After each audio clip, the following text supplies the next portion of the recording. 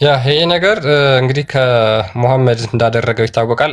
አልሐሰን አልሁሴን ሙሐመድ ብዙ ጊዜ እንደዛ ያደርግ ነበርና ሺዓዎች ይሄንን ነገር ይዘው እነሱም ደግሞ አሁን ላይ ይሄን ነገር ይተገብሩታልና ቪዲዮን አንዴ እንመልከተውና ከዛ ወደ ሐዲሳቸው ደግሞ እንመለሳለን ወደ መጽሐፋቸው ማለት ነው።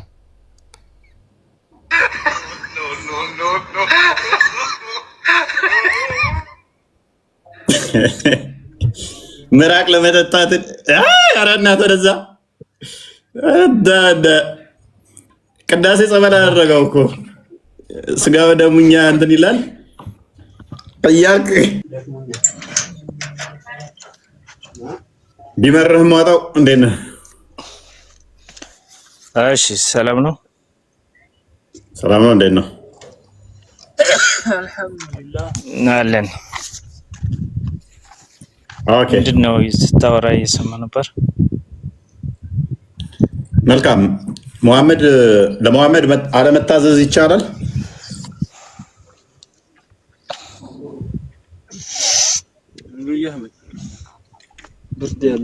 አይ የእሳቸውን መስመር ተከትለን ስለምንሄድ እሳቸውን መቃወም አንችልም። ስለዚህ ሙሐመድን ሳባ የነበረው ሌላ ነው። አልታዘዝም ቢሉ ከእስልምና ይወጣሉ? የሆነ ነገር አዘዋቸው እምቢ ቢሉ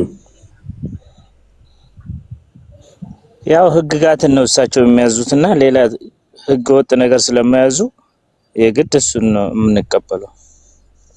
ስለዚህ ካልታዘዙ ነው ጥያቄ። ባይ ዲፎልት አልታዘዝም እንዲያርግ ብሎ ሙሐመድ አላደርግም ቢል ከእስልምና ያስወጣዋል የሚል ይወጣል። ቴንክ ዩ። ሙሐመድ ለሃጩን ጠጡ ይል ነበረ። ስለዚህ አንጠጣም ቢሉ ሳባዎቹ ከእስልምና ይወጣሉ ማለት ነው። አንተ ውሻ ቅጥዬ ላስካደለ እንደ ያደከው ምን የእሳቸው ለሃጭማ እንደውም ለኛ ጥሩ ነው። የለማይ ልጅ አንተ የሃይማኖት ንጽጽር ተማሪ ነህ ወይስ ምን አባ ነው? የውሻ ልጅ ቦር አንዴ ክፈትልኝ። በዋሪ 188 ክፈተው። ምን ብሏል? አለመታዘዝ ነው ዛሬ የጠፋው የቆሻሻ የውሻ ልጅ። ቆይ ተረጋጋ። አለመታዘዝ ከእስልምና ይወጣል ብሏል ሙሐመድ። አፉ የተጉመጠመጠበትን ጠጡ ይል ነበረ። አንጠጣም ቢሉ ከእስልምና ይወጣሉ ማለት ነው። አንብብ። አይሉም፣ እንደዛ አይሉም። አንተ ውሸትን ልቀጥፍ ነው እዚህ የምትመጣው እንጂ እየቀጠፍክ ነው። አንብብ። የት አባህ መጣው ይሄንን? ያው ቡሃሪ ላይ አይሉም እንደዛ ብለው ማያውቁም አልኩ። አንብብ። እንደ አንተ ያመጣው ሐዲስ እኮ ሰው ይሁን አይሁን አታውቅም። ቡሃሪ ተባልክ። ለቃቅማ የምታመጣው ቡሃሪ ተባልክ። ትርጉም ስህተት ነው። ትርጉሙን ታሳስታለህ አንተ። አረበኛ አትችልም። አረበኛ ትችላለህ እንዴ? አንብብ። እሳቸው በእንግሊዘኛ አውርተው ያውቃሉ? እሳቸው መሀይም ናቸው። እንግሊዘኛ አይችሉም። አረበኛውን አድርገለት ክርስቲያን። አንተ ነህ መሀይም፣ ደደብ አንተ ነህ እኮ። እንደ ነብይህ ነኝ። አንብብ። ላጫ የኔ ነብይ ነህ እንደ አንተ የውሻ ልጅ። አንብብ። ያው አትበሳጭ። እያነበበው ነው። ሲጨርስ ይቆጣኛል ወይም ይሰድበኛል። ይሄን ታዲያ አንተ ትርጉም እንዴት አድርገህ ትርጉም ሰጥተው ነው ወደዚህ? ምን ይላል? አንብቦሽ እስኪ አንተ እስኪ አንብበው። እስኪ አረበኛውን አንብበው። መጀመሪያ አረበኛውን አንብበው። እስኪ አነበብከው እኮ ገብቶሃል። አሁን ተርጉምልን አንተ። የዚህ ትርጉምና አንተ የምታወራው ትርጉም ይለያያል እኮ። ምንድነው የዚህ ትርጉም ንገረን። እሺ ዝም ብለህ ውሸት እየደረደርክ ገንዘብ ለመለቃቀም እዚህ ለሃይማኖት ባለፈው ቄሮና ቄሬ ምናምን ብለህ ፖለቲካ እየሰራ ነበር አንተ የውሻ ልጅ። ስድቡ ከነብይ የተማርከው ስለሆነ ችግር የለውም። አሬ የኛ ነብይ አይሳደብ፣ ተሳድበው ማያውቁም። አንተ ግን እዚህ እየመጣ ሁሉ ጊዜ እዚህ እየመጣ ንጽጽር እኮ አይደለም። ክርስቲያን አለ አለው። ኦኬ አንተ አላማህ ንጽጽር አይደለም፣ ያንተ ፖለቲካ ነው አላማህ። ፕሊስ አዳም አንዴ ኡስታዙን አሰማው። እሺ ኦኬ ኡስታዝ እንደዚህ ብሎ ፈስሮላል። አዲሱን አዳምጥ ኡስታዝ። የአላህ መልክተኛ አለይሂ ሰላም ከአካላቸው በሚወጡ ነገሮች ተበሩክ ያደርጉ ነበር ሰሃቦች። ምሳሌ አክታ፣ ምራቅ። የአላህ መልክተኛ አይተፉም። ልክ ሲተፉ ምራቅ ሲተፉ አክታቸውን ሲተፉ ሰሃቦች እንደ ኃይለኛ በረኛ ተወርውረው ይይዛሉ። መሬት ላይ ጠብ ብሎ አያውቅም። ጠብ ብሎ አያውቅም። የሚገርመው ነገር እሺ ያዘበ ሐዲሱ መልስለት። አሁን ና አንብባውን አዲሱን። ይሄ እንዳንተ ሌባ ነው። ይሄ እንዳንተ ሌባ ነው። ኡስታዙን ፊት ለፊት አድርገው። ይሄ ኡስታዝ ሌባ ነው አይደለም? ይሄ ኡስታዝ ትክክል ነው ሌባ ነው? አንተ ቦርኮ ወደዛ ሄድልኛል። ሌባ ኡስታዙን ተቀበላለ። የመጨረሻ ፖለቲከኛ ከሆነ አንተ ዝም ብለህ ሃይማኖት ንጽጽር ውስጥ አትግባ። ኡስታዙን ተቀበላለህ? አልቀበልም። ይሄን አልቀበልም። መሀይም ነው ወይንስ ያውቃል? አልቀበልም የሚለውን ተውና አንተ ነህ ደደብ ነህ። ኡስታዙስ ነው ሁሉ ሐዲስ ተናጋሪ ትክክል አይደለም ወንድሜ። መጀመሪያ ሐዲስ የሚያወራ ሰው በጣም ጥንቅቆ ማወቅ አለበት። ይሄ ኡስታዝ መሀይም ነው? አይ ግለሰብ ጉዳይ አይደለም። አሁን ስለ ሃይማኖት ነው እያወራ ያለው፣ ስለ ግለሰብ ወሬ ታውራኝ። አይ እንደዛ ከሆነ ደግሞ አዲሱ ላይ መልስልኝ ክርስቲያን፣ አዲሱ ላይ መልስልኝ ና አንብብ። እሺ አዲሱን አነብቤዋለሁ። እሱን መቶ አንተ የምትሰጠው ትርጉምና የዚህ ትርጉም ሌላ ነው። ኦኬ ምንድነው የሚለው ነገር እኔ እኮ ለዚህ ነው ያንተ ዓላማ ፖለቲካ እንጂ ሃይማኖት አይደለም እያልኩ ነው። ና ሚዩት አድርግ፣ ዝቅ አድርገውና ክርስቲያን አንብበው። ከስር ያላችሁ ታዘቡት። ያው አይተረጉምም፣ ምክንያቱም ሙስሊም ነው። ሙስሊም ደግሞ ውሸታም ነው። ውሸታሞች ስለሆኑ ኦልዌይስ ፖለቲካ የሚሰሩት አያችሁ። ሲያጭበረብራችሁ ተርጉም ሲባል አይተረጉም። አንተ ጋር ለምን አዳምጥ፣ ይተርጎምልህ። ክርስቲያን ቀጥል። እኔ አሁን አናደህ ነው የገባሁት እንጂ አንተ ጋር ሃይማኖት ትርጉሙን አዳምጥ። ለምን ትናደድ? አትወጣም፣ አስተፍተን እንልካለን። አዳምጥ። ያ አትናደድ ወንድማችን፣ በነብዩ ድርጊት አትናደድ፣ ወይም ከእስልምና መውጣት ነው ያለብህ። ለአንብብላችሁ ሳሂህ አል-ቡኻሪ 188 ላይ አቡ ሙሳ እንደተረከው ይልና the prophet asked for a tumbler container water and washed both his hands and face in it። ያ አላህ መልእክተኛ በማሰሮ ያክል ውሃ ጠየቁ። አንዴ እስኪ ሙሳርክ አንዴ ምናል ባለጌ እንደሆኑ በዛውም ታዘቧቸው። ሙስሊሞች ስርዓት እንደሌላቸው ቤታችን ሲገቡ ተሳዳቢ ባለጌዎች፣ መጽሐፍቶቻቸው ላይ የሚሸማቀቁ ኡስታዞቻቸውን ማይቀበሉ እንደሆኑ ታዘቡ። ከዚህ ልጅ ባንተ እኔ ነኝ የሰደብኩ ሌላ ሙስሊም አይሰድብም። አንተ እስልምና ወክለህ ነው የገባው። እንደ ነብይ ስለሆንክ ችግር የለውም። እኔ ነኝ አንተ ሌባ ቆሻሻ ነህ። እኔ ስራን ስለማውቀው ወበስ ቀጥል። ያንተ ስራ ስለማውቀው ነው እኮ ርካሽ የሆንክ የቆሻሻ ስለሆንክ እኮ ነው። ባለፈው ስለ ብሔር ስታወራ የነበረ ሰውዬ ፖለቲከኛ እዚህ መጥተህ ስለ ሃይማኖት ቴንክ ዩ ቀጥል። ክርስቲያን ያ በማሰሮ ውሃ ጠየቁና ድቃላ ልጅ እስልምና ታዘቧቸው። እስልምና እንደዚህ ነው። ፊቱንና ተሳድቦ ሲጨርስ ወጣ ማለት ነው። እውነተኛ ያ አንደኛ ሐዲሱን ሲያየው አረብኛው ሲያየው ገባው፣ ደነገጠ። ከዛ ኡስታዙ ሲጨመርለት ኡስታዙን ራሱን ኡስታዝ ሰደበ። መሀይም ደንቆሮ ነው አለ። ሐዲስህን ካልተቀበልክ ኡስታዝህን ካልተቀበልክ እኛን ለምን ትሳደባለህ? ሐዲስህን መስደብ ነው። እኔን አይደለም መስደብ ያለብህ። ማን ነው መስደብ ያለብህ? ነብይ እና ሳባዎችን ነው መስደብ ያለብህ። እኔ ምን አገባኝ? ስለዚህ ሐዲሱን አንብባኔ ያ ለአንብብላቸው። ሰው አቡ ሙሳን የተረከው the prophet asked for a tumbler containing water and washed both his hands and face in it። ውሃ መጣለትና ፊቱንና እጁን ታጠበ። and then threw a mouthful of water in the tumbler። ከዛ በኋላ ተጉመጠመጠና እዛ እንትን ውስጥ ተፋበት ማለት ነው፣ የመጣለት እቃ ውስጥ። and said to both of አቡ ሙሳ and ቢላል። ከዛ በኋላ ለአቡ ቢላል እና ለሙሳ እንደዚህ አላቸው drink from the tumbler and pour some of its water on your face and chests። ከዛ በኋላ ምን አላቸው? ውሃውን ጠጡት፣ ፊታችሁንም ታጠቡበት፣ ቸስታችሁንም ደረታችሁንም ተሻሹበት አለ። ትእዛዝ መሐመድ ያዘዘውን አለመቀበል ይቻላል ወይ ነው የመጀመሪያ ጥያቄያችን ነበረው። አያቶላ ካሚሊ እንኳን ደህና መጣህ።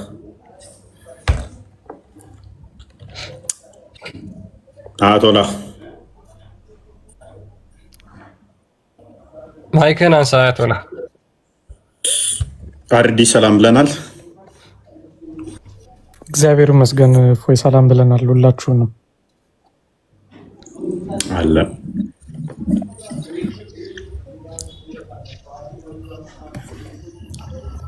ኢማም ሁሴን ስጋውና ደሙ የተገነባው በመሐመድ ለሃጭ ነው። አንድ ህፃናት ሲወለዱ ለሃጩን ይገታሉ። ሁለት ሰሃቦቹ መሐመድ አክንትፍ ባለ ቁጥር እንደ በረኛ ተወርውረው ቀልበው ምራቁን ይተባበሱበታል። ሶስት መሐመድ ታጥቦ ተግመጥምጦ የተፋውን ጠጡ ብሎ ያዛቸዋል። ትእዛዝ ነው፣ ያዛቸዋል። የመሐመድን ትእዛዝ አለመቀበል ደግሞ ከእስልምና ያስወጣል። የመሐመድን ትእዛዝ ሱራ 465 ላይ በመሐመድ በሙሉ እስካላመኑና እሱ የሰጣቸውን ፍርድ እስካላስፈረዱ ድረስ እስልምና ይወጣሉ። 597 እሱ የሰጣቸው ማናቸውንም ነገር ሳመነቱ እስካልተቀበሉ ድረስ እምነት ሊኖራቸው አይችልም ማለት ነው። 33 36 መሐመድ የፈረደውን ማንም ለዋጭ የላቸውምና ጠጡ ብሎ ፈርዶ አንጠጣም ማለት አይችሉም። አያቶላ ተመለስ። እንደዛ ከሆነ ላጩን ጠጡ ብሏቸው ጣቢውን አንጠጣም ቢሉ ከእስልምና ያወጣሉ፣ ከእስልምና ያወጣሉ። ሰማላ አያቶላ አያቶላ አይሰማም። ማይክን አንሳማ። ሚዩት ነህ፣ እያወራ ከሆነ ሚዩት ነህ። እስኪ ማይክ ልላክለት። አያቶላ አለ። አያቶላ ካሚሊ። እሺ፣ ስለዚህ እንደዚህ ከሆነ ሙስሊሞች ለመዳን ግዴታ መሐመድን ለሃጭ መጠጣት አለባችሁ ወይ? ይሄ ትእዛዝ ነው። ዋንስ ታይም የሆነ ሀፕን ያደረገ ነገር አይደለም። የሆነ አጋጣሚ የተከሰተ ነገር አይደለም። ትእዛዝ ነው። ትእዛዝ ከሆነ ደግሞ ሃይማኖታዊ መመሪያ ነው ማለት ነው። ከጠፍሩ እስከ ጠጉሩ ድረስ መሐመድን ከደሙ እስከ ለሃጩ ከላቡ እስከ ሽንቱ ምኑን ነው ያልጠጣችሁት ሙስሊሞች? ምኑ ነው ማጠጡትስ ሙስሊሞች? ድነት ማያሰጠው ምኑ ነው?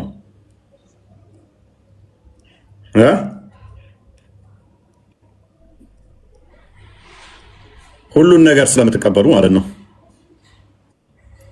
እንደዛ ከሆነ ደግሞ ትእዛዝ ከሆነ አለመታዘዝ ይቻላል ወይ? እምቢ ማለት ይቻላል ወይ?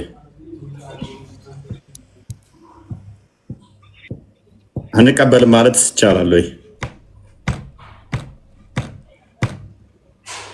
ይቻላል ወይ? መሐመድ ያዘዘውን አልቀበልም ማለት ይቻላል? ሱብሃንአላህ። እፎይ እንዴት አመሸ? እንዴት ነህ? አለን አልሐምዱሊላህ። ደህና ናችሁ? አለን አለን አልሐምዱሊላህ። ምን እያላችሁ ነው? መሐመድ የደነገገውን አልቀበልም ብሎ ማለት ይቻላል? አይቻልም። እንዴት ይቻላል? ስለዚህ ያው መሐመድ የሰጠውን የሆነ ያዘዘውን አልቀበልም ቢል አንድ ሰው ከእስልምና ያስወጣዋል? ምንድነው ሐዲሱ? ሐዲሱ ሳያል ቡኻሪ ምን ይላል? መሐመድ ጣቢውን እንዲጠጡ ያዛቸው ነበር። አንጠጣም ብለው ቢሉ አንታዘዝልህም ቢሉ ከእስልምና ያስወጣቸዋል? ማለት ያው አዎ ማለት ሙሐመድን አልታዘዝም የሚል ሰው አዎ ለምን ሸሃዳ ራሱ ያለ ሙሐመድ አይሞላምና ኦኬ ስለዚህ ነሰሰርሊ እሱ ያዘዘውን ማድረግ ግዴታቸው ነው ማለት ነው። ማለት ግዴታም የሚሆነው ዋጅባት አሁን ለምሳሌ ሱናና ዋጅብ ብለን የምንሰራቸው ስራዎች አሉ። ለምሳሌ ያንን ዋጅብ ከተወን ከእስልምና ያስወጣናል። ግን ሱና ማለት ነቢ መሐመድ ሰለላሁ ዐለይሂ ወሰለም ሲሰሩት የነበሩት ሱናና ዋጅብ ብለን እስማኤል ሚቱ ያ አሁን ሱና ለማለት እሱ ካለፈ በኋላ እሱ የምትከተሉት እንደዚህ ነው አይደለ? አዎ ሱናውን ተወን ማለት ከእስልምና ወጣን ማለት አይደለም። ግን አሁን ደግሞ ይሄ ትእዛዝ ከሆነ ደግሞ ይዋጅብብሃል። ትእዛዝ ነው። ትእዛዝ ምን አይነት ትእዛዝ ነው? ምን ነው ሐዲሱ ምንድነው? ንገረኝ እስኪ። ሳል ቡኻሪ 188ን ቼክ አድርገው እስኪ። እኔ አሁን ለጊዜ አልያዝኩም። ሩቅ ነው ያለው። ያው ተከፍቷል። እሺ እስኪ دع النبي صلى الله عليه وسلم بقدح فيه ماء فغسل يديه ووجهه فيه ووجه فيه ثم قال لهما فمنه وأفرغ على وجهكم ترجموا لا يرجو اوكي ترجموا لك كيف لكن ترجموا عندي እንግሊዘኛ አማሪካሽ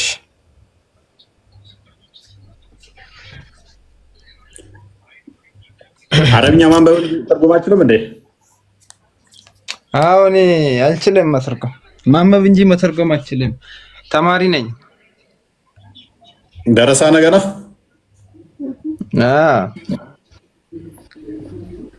ምን ይሰራል ታዲያ? ትርጉም ካልቻልክ ማንበብ እኮ ብዙም ጥቅም የለውም እኮ። ደርስበታለሁ አሁን ብዬ አሁን አንዱን ሁሉንም በአንድ መያዝ ይቻላል እንዴ? በአንድ ባይያዝም ያው ትርጉም ካላወቅ ብዙም ማንበብ ብቻ ከሆነ ብዙም ፋይዳ የለውም በሚለው ነው።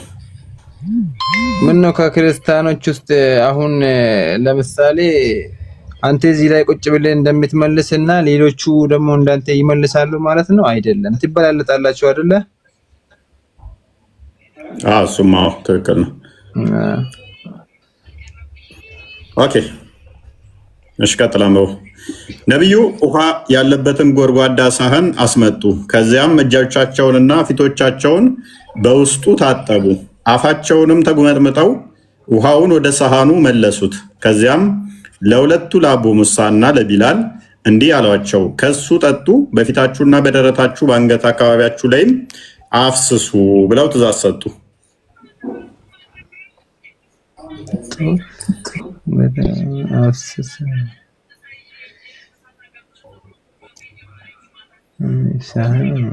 ከዚያም እጃቸውን ፊታቸውን በውስጡ ታጠቡ፣ ተጉመጠመጠው ውሃውን ወደ ሳህኑ መለሱት። ከዚያም ለሁለቱ አቡ ሙሳና ለብላል እንዲህ ያላቸው፣ ከሱ ጠጡ።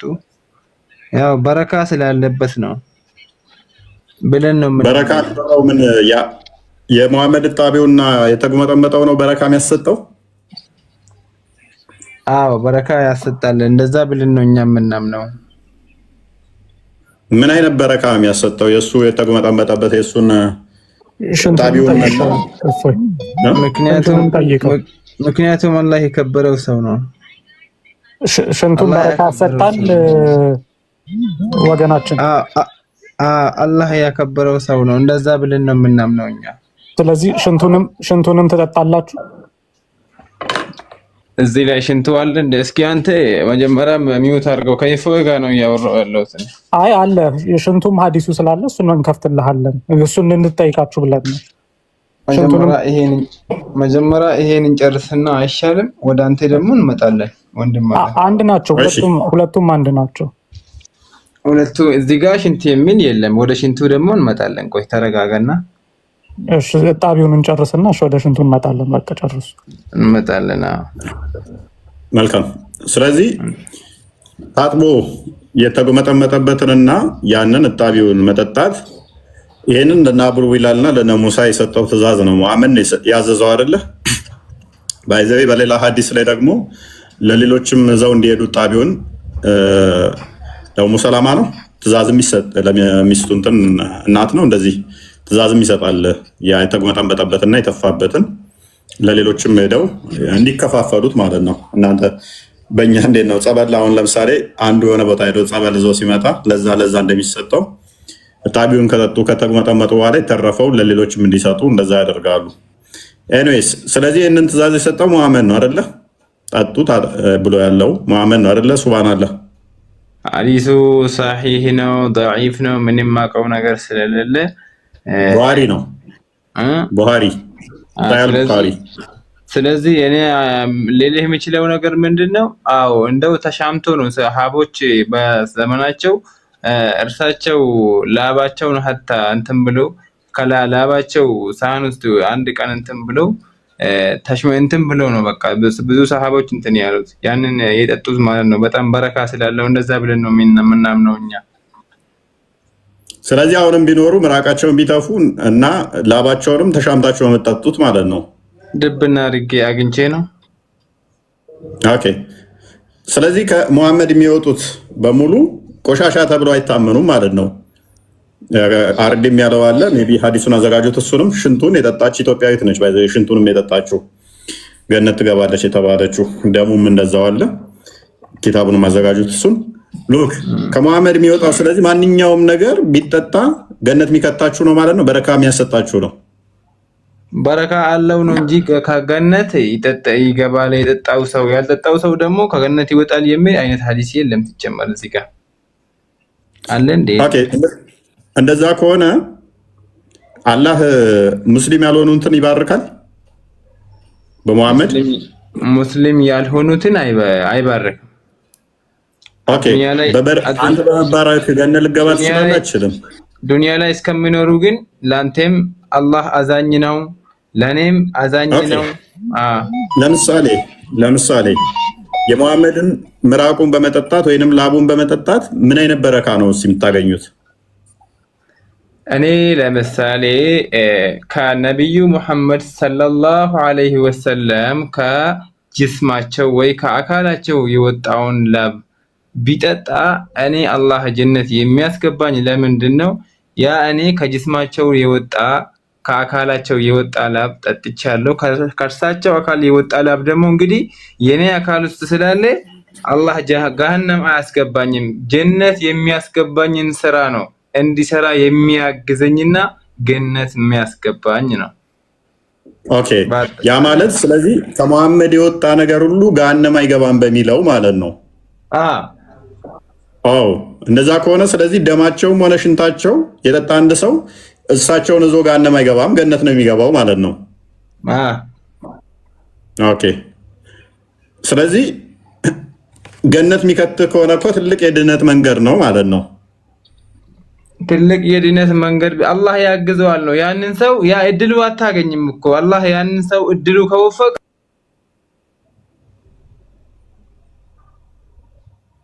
አይ ቲንክ ኔትወርክ ነው ተደውሎለት መሰለኝ ይሆናል ስልክ ሜቢ ስልክ እየተደወለብኝ ስለሆነ አንድ ጥያቄ ጠይቄ ልውጣ ነኝ። ዛሬ ከይቅርታ ጋር ቸኩላለሁ። ምን ነው የልቴን ነው ስልክ እየተደወለብኝ ነው። ስልክ ላውራ ነው። እውነት ምንድን ነው እሱ?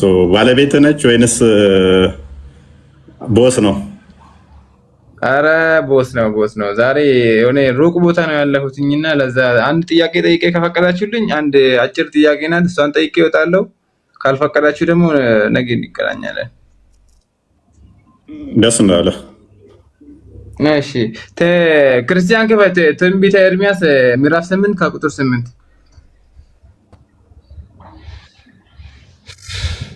ጥያቄን ቀጥል። እስከዛ የተቃጠለ እንትን ልታመጣ ነው። ኦኬ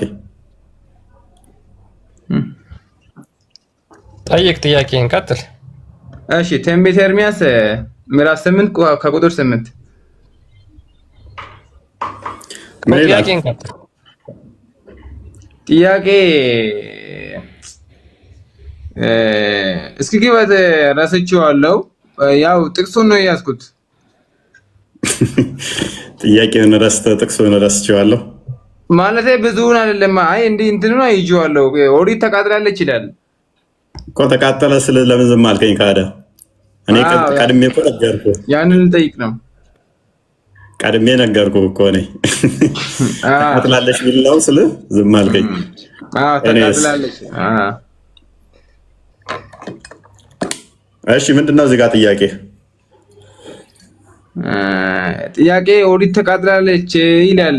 ኦሪት የለችም ነው የሚለው። አሁን እነዚህ ኦሪት ዘፍጥረት፣ ኦሪት ዘሌዋውያን የሚባሉት አሁን ስህተት ናቸው ማለት ነው።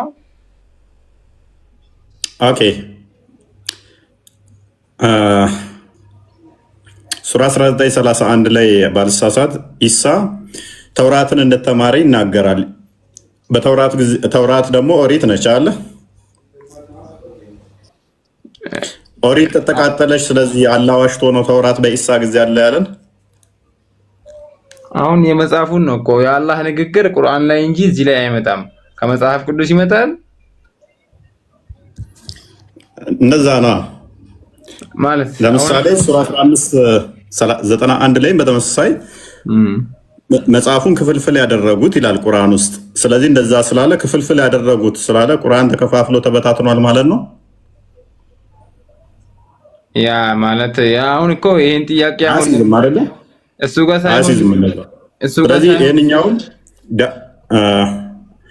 ይሄንኛው እንደዛ ምን ለማለት ፈልገው ነው ብዬ እየጠየቅኩህ እኮ ነው እኔ እኮ ያንን አሲዝም ለማለት ፈልጌ ነው እየነገርኩ ያለሁት። እኔም ደግሞ ኦሪት ለምሳሌ ሱራ 15:91 ላይ ባልሳሳት መጽሐፉን ክፍልፍል እነኛ ያደረጉት ሲል ተበታትኗል ተከፋፍሏል ማለት አይደለም። ኤርሚያስ እዚሁ እንደጠቀሰው መልሶ ዳንኤል ደግሞ ሲጠቅሰው ታገኛለህ። ኔክስት የሚመጣው ከሱ የተማረው ኦሪት ከሱ እንደተቀበለ ያለው ሲያመጣው ታገኘዋለህ። ስለዚህ ምን እያለ ነው? ሰዎቹ እነኛ እጃቸው ላይ ያሉት እነኛ ከመጽሐፉ ውጭ ያሉት እንደዚህ ህጉን እንደጣሉ ህጉን እንደረሱ ያንን የሚናገር ነው እንጂማ እሱማ ህጉን ስለሚያውቅ ከሙሴ የተቀበለውን መጽሐፍቶቹን እየነገረን እያስተላለፈልን እኮ ነው። እነኛ ግን ከዚህኛው ከመጽሐፉ ውጭ ያሉ ሰዎች አስተምሮታቸውን እንደካዱ ወይንም ደግሞ እንደጣሉ የሚያሳይ ነው እንጂ መጽሐፉ አለ which is በነህምያም ወይንም ደግሞ በዕዝራም ያሉት እነኛን ያመጣቸዋል። ግን የሙሴን ህግና መጽሐፉን ያልጠበቁትን እነኛን እየወቀሳቸው ነው፣ ህጉን የጣሱትን ማለት ነው። ልክ 15:91 ላይ መጽሐፉን ክፍልፍል ያደረጉት ሲል ሊተራሊ ቁርአን ተከፋፍሎ ጠፍቷል ማለት እንዳልሆነ ሁሉ ማለት ነው። እንደዛ ብለህ እንደማታመን ስለማቅ ፕላስ ደግሞ መሐመድ ሱናን አቢ ዳውድ 44:49 ላይ መጽሐፉን ተቀብሎ እንትን ይላቸዋል 44:49 ያ ተውራትን ተቀብሎ በዚህም አምናለሁ በዚህም አምናለሁ ይላል አይደለ? በመሐመድ ጊዜ እንኳን ተውራት እንዳለ ስለምታምን ማለት ነው። መሐመድ ስለሚያምን አንተ ባታምን እንኳን ተውራት በመሐመድ ጊዜ እንኳን ስላለ ተቃጥሏል ብንል ፎር ሴክ ኦፍ አርጉመንት ደግሞ ተቃጥሏል ብንል ተቃጠለ ብንል እንኳን በአንተ ሎጂክ ደግሞ እንስማማ። ኡስማን ለምሳሌ ቁርአንን አቃጥሎታል። ቁርአን ተቃጥሏል የሚል ቁርአን መግቢያ ላይም አለ፣ ሐዲሳቶችም አሉ ቁርአንን አቃጥሎታል ስለሚል ማለት ነው። ፎር ሴክ ኦፍ አርጉመንት በአንተ ደግሞ በአንተ ባባባል ልስማማና አንተ በምታስበው ማለት ነው ተቃጥሏል ማለት በቃ የለም ከዛ በኋላ ኔክስት አልተጻፈም የለም የሚል ከሆነ ለምሳሌ ኡስማን አቃጥሎታል ቁርአንን፣ ስለዚህ ቁርአን የለም ማለት ነው አሁን የሚል ያስይዛል። ስለዚህ በዚህ እንስማማለን ማለት ነው። ያውም የናንተ ኦሪት ያችኛዋ እንትን ቢባልም እንኳን የባቢሎን ምርኮ ይመጣል ብዙ ታሪኮች ስላሉት ማለት ነው። ጠላት እንዴት አድርጎ እንትን እንደሚላቸው ኦሪትን ለማጥፋት። በእስልምናው ታሪክ ስንመጣ ግን ራሳቸው ናቸው ያቃጠሉት። የራሳቸውን መጽሐፍ ራሳቸው ስላቸው መጽሐፍ ቅዱስ እኮ ኦሪት ተቃጥላለች እያለ ነው። አሁን የትኛው ኦሪት ነው የተቃጠለው? የለችም። ቁርአኑ የትኛው ነው የተቃጠለው? መጀመሪያ የኔን ነው መጀመሪያ መመለስ ያለብኝ። ቁርአን ተቃጥሏል የሚል አለ ማስረጃ። ኦኬ የሚል ካሳየው እስልምና ሐሰት ይሆናል እንዴ? እስልምና መቼም ሐሰት አይሆንም። ምክንያቱም ያው ያን በዛ ከሄድን አንተ የምታመልከው አምላክ እኔ ትል ነኝ ብሎ እንደተናገረ ታውቃለህ። ብዙ ነገር አላውቅም ወይ ፕሊስ ዘይድ ሚውታርክ አላውቅም። ሜቢ አንተ አለ ሚስት አልባው እንደዛ ብሎ ከተናግረው ከሆነ ዘይድ ሚውታርክ ዘይድ ሚውታርክ ናውን ባለጌ እየወንክ መጣህ እንትና ወጣ እንዴ ና ትውጣ። ኦኬ ወጣ በስና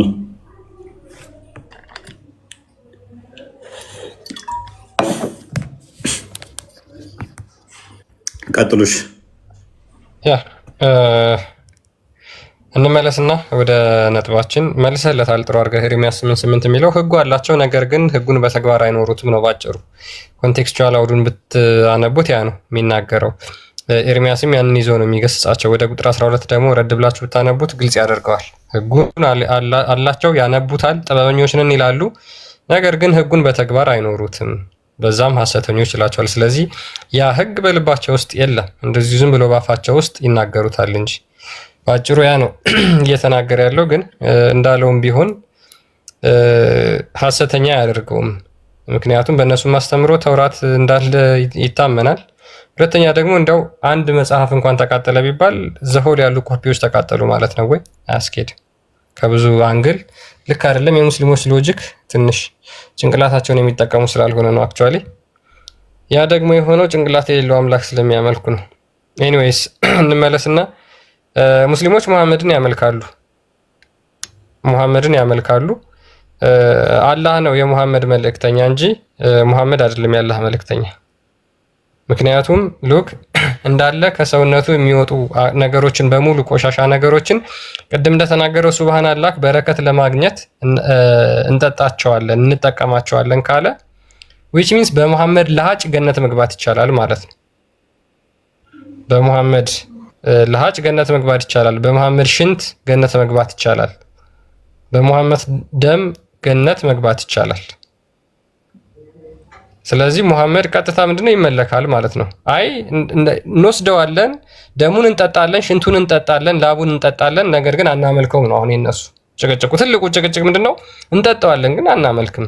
እንዴት አምልኩትን ያመልካሉ ትሉናላችሁ የሚል ነው ትልቁ መከራከሪያቸው ማለት ነው። ግንስ ይጠጡታል፣ ደሙን ላቡን ይጠጡታል፣ ሽንቱን ይጠጡታል። ለምን? ገነት ለመግባት ማለት ነው።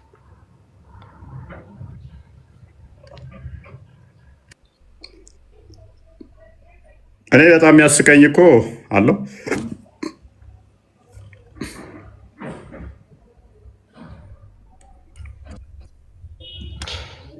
ሙስሊሞች ግቡ። የሙሐመድ ሽንት ይጠጣል። የሙሐመድ ሽንትን የጠጣችው ሴትዮ ገሃነም እሳት አይነካሽም ነው ያላት። እንግዲህ በሙሐመድ ሽንት ገሃነም የማይገቡ ከሆነ ሽንቱ የገነት ወይም ደግሞ የዘላለም ሕይወትን የሚሰጣቸው ነው ማለት ነው። ስለዚህ በምን ሞራላቸው ነው ክርስቶስ ጋር መጥተው የክርስቶስ እውነተኛ ስጋና ደም እንዴት እንደዛ ታደርጋላችሁ፣ እንዴት ይበላል ይጠጣል ትላላችሁ የሚሉን ማለት ነው። እነሱ በነገራችን ላይ ካርናል በሆነ ነገር ስለሚያስቡት ነው፣ ስጋዊ በሆነ ነገር ስለሚያስቡት መጽሐፍ ቅዱስን በዛ መንገድ ክሪቲሳይዝ ያደርጉታል። ክርስቶስ ደግሞ እዛው ጋር መልሶላቸዋል። እናንተ የምታስቡት ስጋ ነው፣ ስጋ ምንም አይጠቅምም፣ ህይወትን የሚሰጥ መንፈስ ነው ብሎ መልሶላቸዋል። አይሁዶቹ ራሱ እንደዛ ስላሰቡ ማለት ነው። የሙስሊሞች ጭንቅላትና የአይሁዶች ጭንቅላት ተመሳሳይ ነው። እነሱ ስጋዊ በሆነ መንገድ ስላሰቡት እንደዛ ተረድተውታል። እንደዛ አይደለም፣ በፍጹም እንደዛ አይደለም።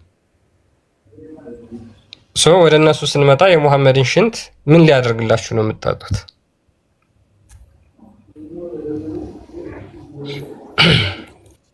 ሽንቱ እኔ ልንገርህ፣ ገነት ሊገቡበት በረከት ሊያገኙበት ግን አያመልኩትም። ገነት ከመግቢያ በላይ ጥቅም አለ እንዴ?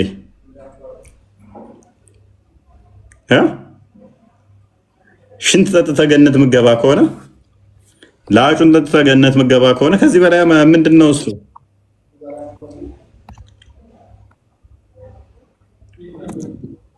እናንብበው እፎ ይሄንን ሽንት ጠጥታችሁ ገነት ምገቡበት ከሆነ ለአጩን ጠጥታችሁ ገነት ምገቡ ከሆነ ከዚህ በላይ ጥቅም ምን አለ? እንዲህ ይላል ሐዲሱ። ይህ ስለ ነብዩ ሽንት ስለጠጣችሁ ሴት የሚናገር ታሪክ ዘገባ ወደ አማርኛ ቀጥተኛ ትርጉም ነው ካለ በኋላ በቀዳሃ ብሎ ጎድጓዳ ሳህን ውስጥ የነበረው ሽንት የት አለ አላት። መሐመድ ማለት ነው። እሷም የአላህ መልእክተኛ ሆይ ጠጣሁት አለች። ሁለቱም ቡኻሪና ሙስሊም ከሐጃጅ ዘገባ በአጭሩ ዘግበውታል። ነገር ግን የበረካ ታሪክ በእርሱ ውስጥ የለም። ለእኛ ደግሞ ከፍ ያለ አልይ በሆነ ሰንሰለት ደርሶናል። ሂላል ቢን አልአል አረቂቅ ከሐጃጅ ቢን መሐመድ እንደዚሁ ዘግቦታል። በመጨረሻ ላይ ደግሞ እንዲህ የሚል ጨምሮበታል።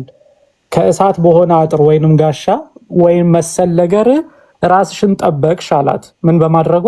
ሽንት በመጠጣቷ። የበረካን የነብዩን ሽንት የመጠጣት ታሪክ ትክክለኛ ሶሂህ ነው ያሉት እነማን ናቸው ብሎ ይኸው በደንብ ዘርዝሮ እነማን አልደራቅቱኒ ኢብኑ ሙልቂን በሚለው መጽሐፍ ውስጥ በተባለው መጽሐፋቸው ላይ እንዲህ ብለዋል። አልደራቅቱኒ ሽንታቸውን የጠጣችው ሴት ሐዲስ ሶሂህ ትክክለኛ መሆኑን ጠቅሰዋል እያለ አብዱል ሐቅ አልኢሽቢሊ፣ ኢብኑ አልሶላህ፣ አልሃይሰሚ፣ አልስዩጢ እነዚህ ሁሉ ሰሂህ ነው ብለው በመጽሐፍታቸው ውስጥ እንደዘገቡት ይጠቅስና እዚህ ከላይ ደግሞ ይሄው ሐዲሱን ደግሞ የምትፈልጉ አረብኛ ደግሞ ማንበብ እንፈልጋለን የምትሉ ደግሞ መታችሁ ከዚህ ማንበብ ትችላላችሁ። ሐዲሱ ሰሂህ ነው። ያው ኢትዮጵያዊ ሴት ነች እንዲያውም የጠጣችሁ ብለው ሁሉ ነው የሚያስቀምጡት። ክብር ነዋ። ሽንት ጠጥታለች። ያ ማሻላ ማሻላ ማሻላ። ነብዩ ኢትዮጵያዊቱ ሽንት እንድትጠጣ ሰጥቷል። አንተ በጣም ኢትዮጵያን ይወዳታል ለካ። ቢላል ለሀጩን ጠጣ፣ እችኛይቱ ሽንቱን ጠጣች። እንደዚህ ነው እና ችግር የለውም። ቅድም ለሀጩን ኢትዮጵያኖች ቢላል በጣም ተወዳጁ ሽንቱን የመሐመድን የተመጠመጠበትን እጣቢውንና ሲናደድ የተጠጠበትንና መጉመጥመጫውን ነበር የሚያጠጣው። እችኛዋ ደግሞ ሽንቱን ካልጋ ስራ እያነሳ የተጠጣ ነበረ። የእኔ ሽንት ከሷ ጋር የተዋሃደ ጀሃነም እሳት አይነካውም አለ ማሜ። ከዛ ይኸው ለዚህ ጋር ምን ይላል? ለነብዩ ከእንጨት የተሰራ በውስጡ የሚሸኑበትና ከአልጋቸው ስር የሚቀመጥ ጎድጓዳ ሳህን ባልዲ ነበራቸው። አንድ ቀን ፈለጉትና አጡ። ከዚያም ሳህኑ የታለ ብለው ጠየቁ። ሰዎቹም ከሀባሽ ምድር ከእሷ ጋር የመጣችው የኡሙ ሰላማ አገልጋይ ባሪያ ጠጣችው አሏቸው። ነብዩም እንዲህ አሉ፣ ከእሳት በታላቅ መከላከያ ተከልለሻል፣ ተጠብቀሻል። ጥሩ ነው። እንደዚህ ነው። ማን አየበት? አሁን ነብዩ ስለሆነ አዛኝ መሆኑ ነው።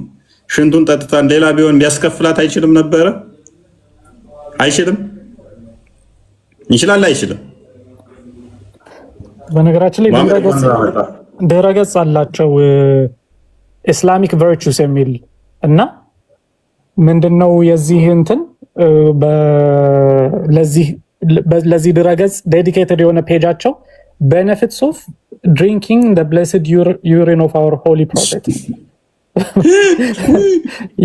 የነብዩን የተቀደሰ ሽንት የመጠጣት ጥቅሞች የሚል ድህረ ገጽ አለ። ከዛ ቫይታሚን እንዲ ያለው ስግጥ ብለ ቫይታሚን ኤ ያለው ቫይታሚን ኤ ደግሞ ለምሳሌ ለሄር እንትን ፎል እንዳይሆን እንደዚህ ለሜላኒን ጥቅም አለው። ቆዳ ምናምን ከለር እንደ ካሮቲን ነው ያገለግላል። ቫይታሚን ቢም አለው እንደዛ። ቫይታሚን ሲ ራሱ በጣም ሃይሊ ቫይታሚን ሲ ያለው ነው። ቫይታሚን ሲ እጥረት ገጥሟቸዋል እናንተ? ቫይታሚን ሲ ከእጥረት ገጠማችሁ መሐመድ ሽንት መጠጣት ነው። ኧረ እሱ ብቻ ቫይታሚን ዲ ራሱ አለው። ቫይታሚን ዲ ራሱ በጣም አለ። የተቀደሰ ሽንት ነው ደግሞ ያ በዛ ላይ የተቀደሰ ነው። ገነት ትገባበታለህ። ምራቁ እኮ አስብ፣ ምራቁ የመሐመድ ምራቅ ለሁሴን ስጋና አጥንቱ ደሙ የተገነባው ከመሐመድ ምራቅ ነው ይላሉ። መሐመድ እንኳን ደህና መጣ። አንተ ሌላ ነገር አይደለም።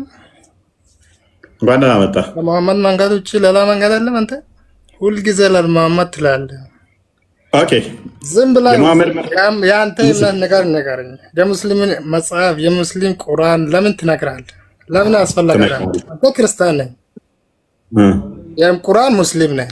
ለምን አስፈለገ? አንተ ዝም ብለህ ሁልጊዜ ለፍ ላይ ገብተህ ታወራለህ። ሁልጊዜ ውሸት ማይረባ ማንም አልሰማው ያንተ ነገር ሁልጊዜ ታወራለህ። መሐመድ የተከበረ ነብይ ነው፣ ያላ መልእክተኛ ነው። ምራቁን ትጠጣለህ? አጠጣምሽ ምራቁን አዳምጠሽ መሐመድ ያዘዛቸውን ሁሉንም ትተገብራለህ? አዎ ትተገብራለህ? አዎ። ኦኬ መሐመድ ሳባዎቹ ምራቁን ሲተፋ ዘለው ተወርረው በእጃቸው ቀልበው ይቀቡት ነበር፣ ይጠጡት ነበረ። አንተ እንደዛ ታደርጋለህ? አዎ። ኦኬ ስለዚህ መሐመድ ምራቅ ጥቅሙ ምንድን ነው? ይኸውልህ ወንድሜ አንተ ሶሻል ሚዲያ መጣው ለምንድን ነው መጣው? አንተ ጥቅሙ ምንድን ነው? ምራቁን እቀባለሁ ጠጣለሁ አልከኝ። ማንም እስልምና ወጥቶ ክርስትና ማንም አዳምጥ። እዛው አጋንንት ውስጥ እቀመጣለሁ። ምን አገባኝ ታዲያ? እንደኔ ብለህ መሰለህ ነው የምመጣው። የመሐመድን ምራቅ የምጠጣበት ጥቅሙ ምንድን ነው? የእሱ ላሃጮች ወይንም ደግሞ ሽንቱ፣ ላቡ፣ ደሙ ጥቅሙ ምንድን ነው? እሱም ብቻ ንገረን። ደሙን አዘጋጅልን ክርስቲያን። የመሐመድ እንደሚጠጡበት ምክንያት ምንድን ነው? እንግዲህ አየን፣ ላሃጩን አየን፣ እጣቢውን አየን፣ ሽንቱን አየን። ኔክስት ደሙን ሲጠጡ ደግሞ እናሳያችሁ። ሽንቱን ጠጥተው ገነት ይገባሉ። ምራቁን ጠጥተው ገነት ይገባሉ። እጣቢውን ጠጥተው ገነት ይገባሉ። ዋትስ ኔክስት? ደሙን ጠጥተው ደግሞ ገነት እንደሚገቡ እናሳያችሁ። ኢፌ ውሸት አይሰራም ከኔ ጋር ማለት ነው። ኦኬ የአንተ አምላክ ማን ነው? እኔንም አንተንም መሐመድንም የፈጠረ ክርስቶስ ነው። መሐመድ አንተን ፈጠረው ክርስቶስ ነው። መሐመድንም የፈጠረው ክርስቶስ ነው። መሐመድ ደግሞ አላህን ፈጠረው። ከማርያም ማፀኑ ስንት ወር ቆየ ኢየሱስ? አላህን ከመፍጠሩ በፊት መሐመድ አስቀድሞ ክርስቶስ የነበረው ሁሉን የፈጠረ አዳምጥ። አላህን የፈጠረው መሐመድን ከመፍጠሩ በፊት ክርስቶስ በስጋ ተገልጧል። እርሱም በስጋ ሲገለጽ 9 ወር እንደ ማንኛው ከ5 ቀን ቆይቷል። በስጋ ከማርያም ማፀን ውስጥ 9 ወር ከ5 ቀን ቆይቷል። እርሱ የሰውን ስጋ ገንዘብ አድርጎ ስለመጣ የሰው ስጋን ስለለበሰ ምናፈር መስሎ ነው አይደለም። እርሱ ማይወሰነው ማይከለለው እርሱ የእኛም ባህሪ አድርጎ በስጋ ተገልጧል። የሰው ስጋ ለካ ያሳፍራል፣ ይቀፋል፣ ለካ ይዘገንናል። ያኔ ማለት ነው። ቆይ ይቀፋላል፣ ይዘገንናል። ማርያም ከተመረጡት አስተፋለሁ መርዝ ከተቀደሱት የተቀደሰች ንጽሕት እሷ ምንም ፍጡር የሚስተካከላት የሌለ በእንቁ ብትመስላት እንኳን ከእንቁ ምጠራ፣ በወርቅ በመስላት ከወርቅ ምታምር፣ በዳይመንድ በመስላት እሷን ማይተካከላት እርሷ ንጹሕ ቅድስት ነች። ሉቃስ ወንጌል ምዕራፍ 1 ቁጥር 26 ጀምሮ እንደሚናገረው ልዑል ማደሪያውን ቀደሰ እንደሚል መዝሙረ ዳዊት ቀድሶ በእርሷ በተቀደሰችው አደረ። ፈጣሪን ቆሻሻ ያቆሽሸዋል ብለን ደግሞ አናምንም እኛ። ያንተ አላህ ግን ስለሚያቆሽሸው መሐመድ የፈጠረው አላህ ባክቴሪያ ምናምን ኮንታሚኔት ስለሚያደርገው እንደዛ ማደሩ በአንተ አላህ እያሰብከው ስለሆነ አንተን ሲፈርጥርህ ሱረቱ ሂጅር 26ኛው አያለ ላይ በግም ጭቃ ነው። በምኑ ሱረቱ ሳድ 75ኛው አያለ በሁለት እጆቹ በገማ ጭቃ ብኩቶ አንተን ሰርቶሃል። ያንን የገማ ጭቃ እያቦካ አላህ እጆቹ ላይ ያጨማለቀ ስንት ወር ቆየ? ስንት ቀን ፈጀበት? እንደገናም ደግሞ ሳያል ቡካሪ 48 ላይ ሱረቱ ሐቅ 8 እስከ 43 አካባቢ ከይቅ የሆነ ከገማ ከመግል ምናምን የሚበሉት የገሃነም ሰዎች አላህ እግሩን ገሃነም ውስጥ ይከታታል። የገሃነም ሰዎች የሚመገቡት ደግሞ ምንድነው? ህሽቅ መግል ውስጥ አላህ ምን ያደርጋል? እግሩን ጠቅጠቅ አድርጎ ይሞላታል። በኋላ 48 እና ስንት ወር ነው እግሩን ገሃነም ላይ ጭኖ የሚቆየው? ከሌሊቱ 1/3 ሁሌም አላህ ይመላለሳል። ወደ ቅርቢት ሰማይም ይመጣል እና አይቆሽሽም። እንደ አላህ ስንት ወር ነው የሚመላለሰው? ስንቴ ነው የሚመላለሰው? ተረጋጋ፣ በደንብ ላስተፋ። ቆይ ያ ጭንቅላት የሌለው አላህ በባቱ ነው የሚመጣው? በእግሩ ነው የሚመጣው? ጭንቅላቱ ስለሌለ ማለት ነው። ጭንቅላት ላይ አንተ ነው እንጂ ማንም አይደለም። ኦኬ ራስ ላይ አንተ ነው እንጂ ማንም አይደለም። እዚህ ሀገር እኔማ ራስ አለኝ። አላህ ጭንቅላት አለው? ሁሉ ነገር ያለው ነው። ኦኬ ሁሉ ነገር አለው። እሺ ብልት አለው? ብልት አለው? አንተ አይደለም። ወሸላ አለው? ያንተ አምላክ ብልት አለ? ኦኬ አለው ወይ? ሁሉ ነገር አለ ያልከኝ አንተ ነህ። ንገረኝ፣ ያንተ አምላክ ብልት አለ? ኦኬ አሁን አዲስ እንትን ይነበብ ፈተዋ ይነበብ። ቀጥል ክርስቲያን የማሜን አለ መሐመድ ይሰማሃል? እናንተ ሁለታችሁም ነው የምለው። የመሐመድን ደም ትጠጣለህ? ሁልጊዜ ማለት እስኪ ይሄን የተከበረ ነብይ ናቸው። አላህ የከበረ ነብይ ናቸው ሰለላሁ ዐለይሂ ወሰለም። የሙስሊም አላም በሙሉ እናንተ ሁሉ ካፍር ሙስሊም በጣም የተከበሩ ናቸው። ችግር የለውም። አንብብ ዝም ባለ ማሳደብ አይችልም። ሃይማኖት ዝም ብለህ አውራ እንደፈለከው አውራ። ሙሐመድን አዳምጥ። በቃ ክርስቲያን ቀጥል። ደሙ እንደሚጠጣው ላሳያችሁ። የሙሐመድ ደም ደግሞ ከሲኦል እሳት እንደሚያድነው ማሳያችሁ። On the authority of Abdullah ibn al-Zubayr and his father, he said that he came to the prophet while cupping was being done to him. አብደላህ ኢብን ዙበይር ወደ ሙሐመድ ይመጣል። ምን እያደረገ? ካፕ እያደረገ። ሙሐመድ ብዙ ጊዜ ደሙን ይመጠጥ ነበር። ይሄ ማሳጅ ቤት ምናምን አይታችሁት ከሆነ ካፒንግ ይደረጋል እና እንደዛ ይደረግ ነበር። while was being done to him እና when the prophet sallallahu alaihi wasallam was finished he asked him to throw the blood away where no one could see it. ምን ይላል? ማንም በማየበት ቦታ ሄዶ እንዲደፋው ደሙን ሙሐመድ አብደላህ ኢብን አልዙበይርን ይጠይቀዋል። አብደላህ took the blood and drank it። ከዛ በኋላ አብደላህ ይቀበልና ደሙን ይጠጣዋል። ጠጣው። when the prophet heard about this he told him that he did not order him to do so. In another narration the prophet sallallahu alaihi wasallam supplicated Allah for his blessing not to be touched by the hellfire. የገሃነም እሳት እንዳይነካው ምን አደረጉለት? ነገሩት። ስለዚህ የሙሐመድን ደም ጠጥቶ አብደላህ ኢብን ዙበይር ምንድነው ከገሃነም እሳት ተርፈሃል ተባለ። ይድፋዋለው መጀመሪያ ይድፋዋለው። ነገር ግን አብደላህ ኢብን ዙበይር ጠጣው። ለምን ጠጣው? አሁን አንተ እሱና አንተ ነው የምነግረህ። ለምንድን ነው የጠጣው ማለት አብደላህ ኢብን ዙበይር ለምን ደሙን ጠጣው የምትለው አንተ? አንተ ንገረኝ። በትክክል አተረጉም። አንተ ንገረኝ እንጂ ከመሐመድ የወጣ ማንኛውንም ነገር ይጠጣሉ። በቃ ሳባዎቹ ልማድ ሆኖባቸዋል። ምራቁንም ተሻምተው ይቀልባሉ፣ ይቀቡታል፣ ይጠጡታል።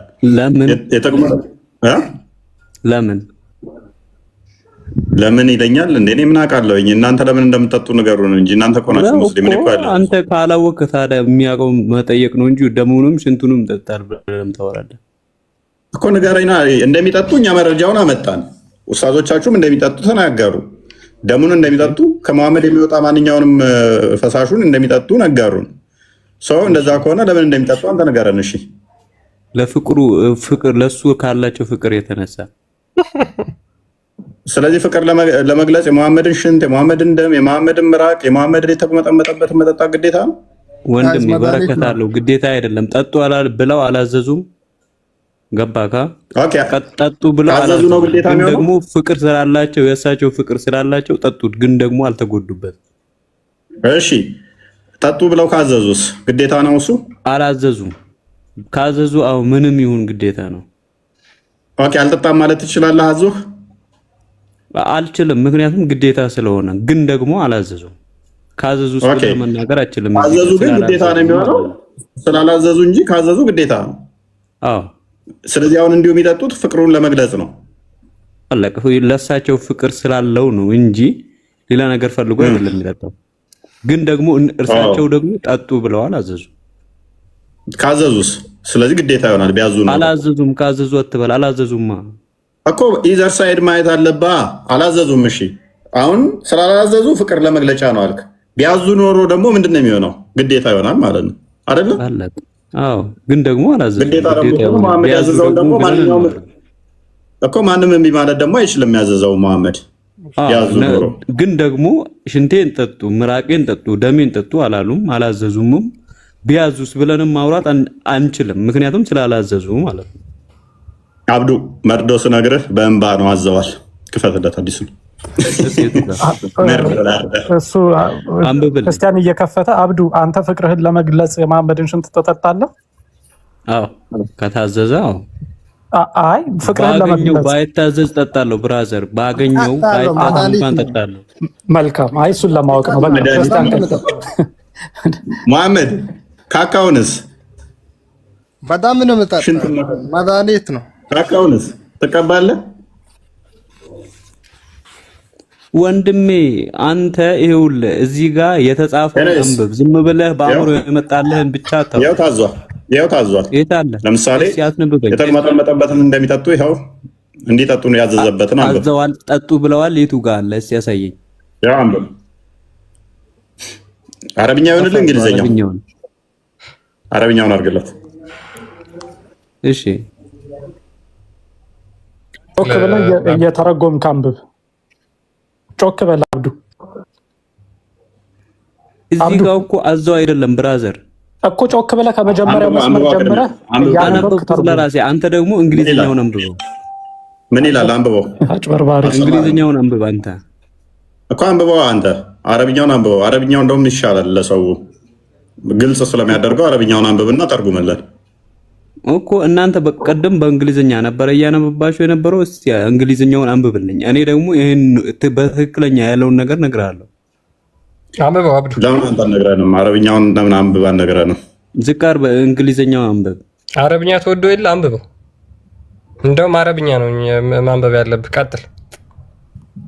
መሐመድ አግዘው። አዲያም እሱ ስላልቻለ የማትችለውን አረብኛ ነው ዝቅ አድርጉልኝና አረብኛ አድርጉልኝ ያልከው አብዱ።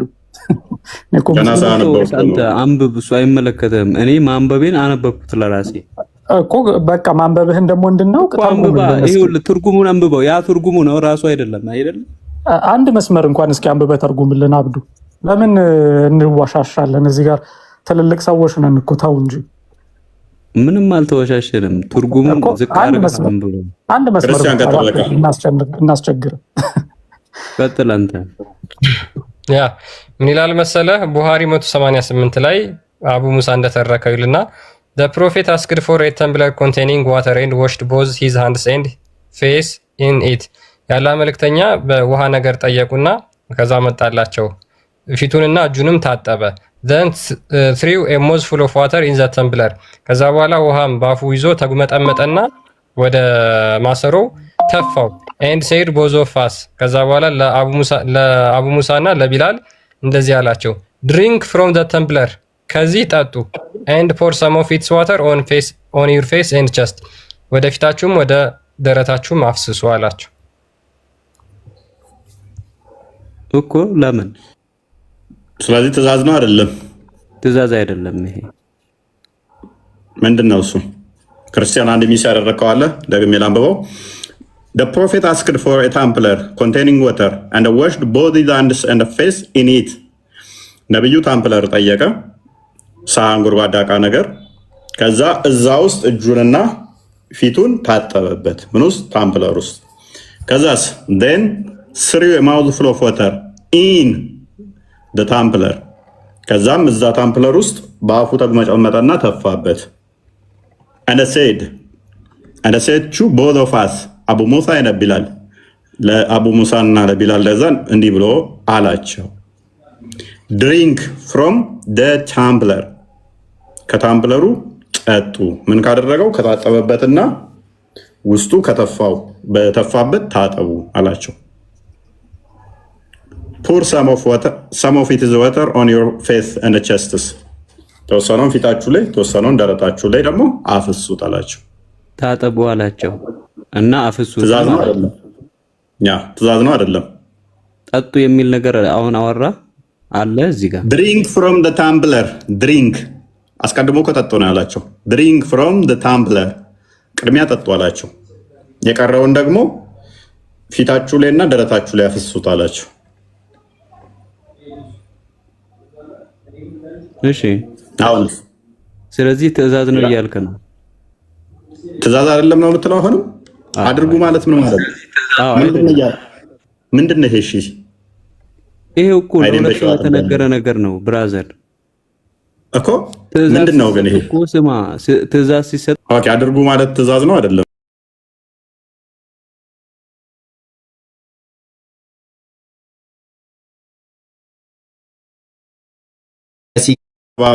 ሀምሳ 7 እና ሱራ 33 6 እንደሚናገረው ሙሐመድ በፈረደ ጊዜ ለምእመናን ምንም ለዋጭ የላቸውም፣ ማንኛውንም ነገር የሰጣችሁ ሳታመናቱ ሁሉንም ተቀበሉ ስለሚል የግዴታ እምቢ ማለት አልችልም። እምቢ ማለት ማልችል ከሆነ እምቢ ካልኩኝ እምነት የለኝም ማለት ነው። ሙሐመድን እምቢ ካልኩት አልታዘዝም ካልኩ፣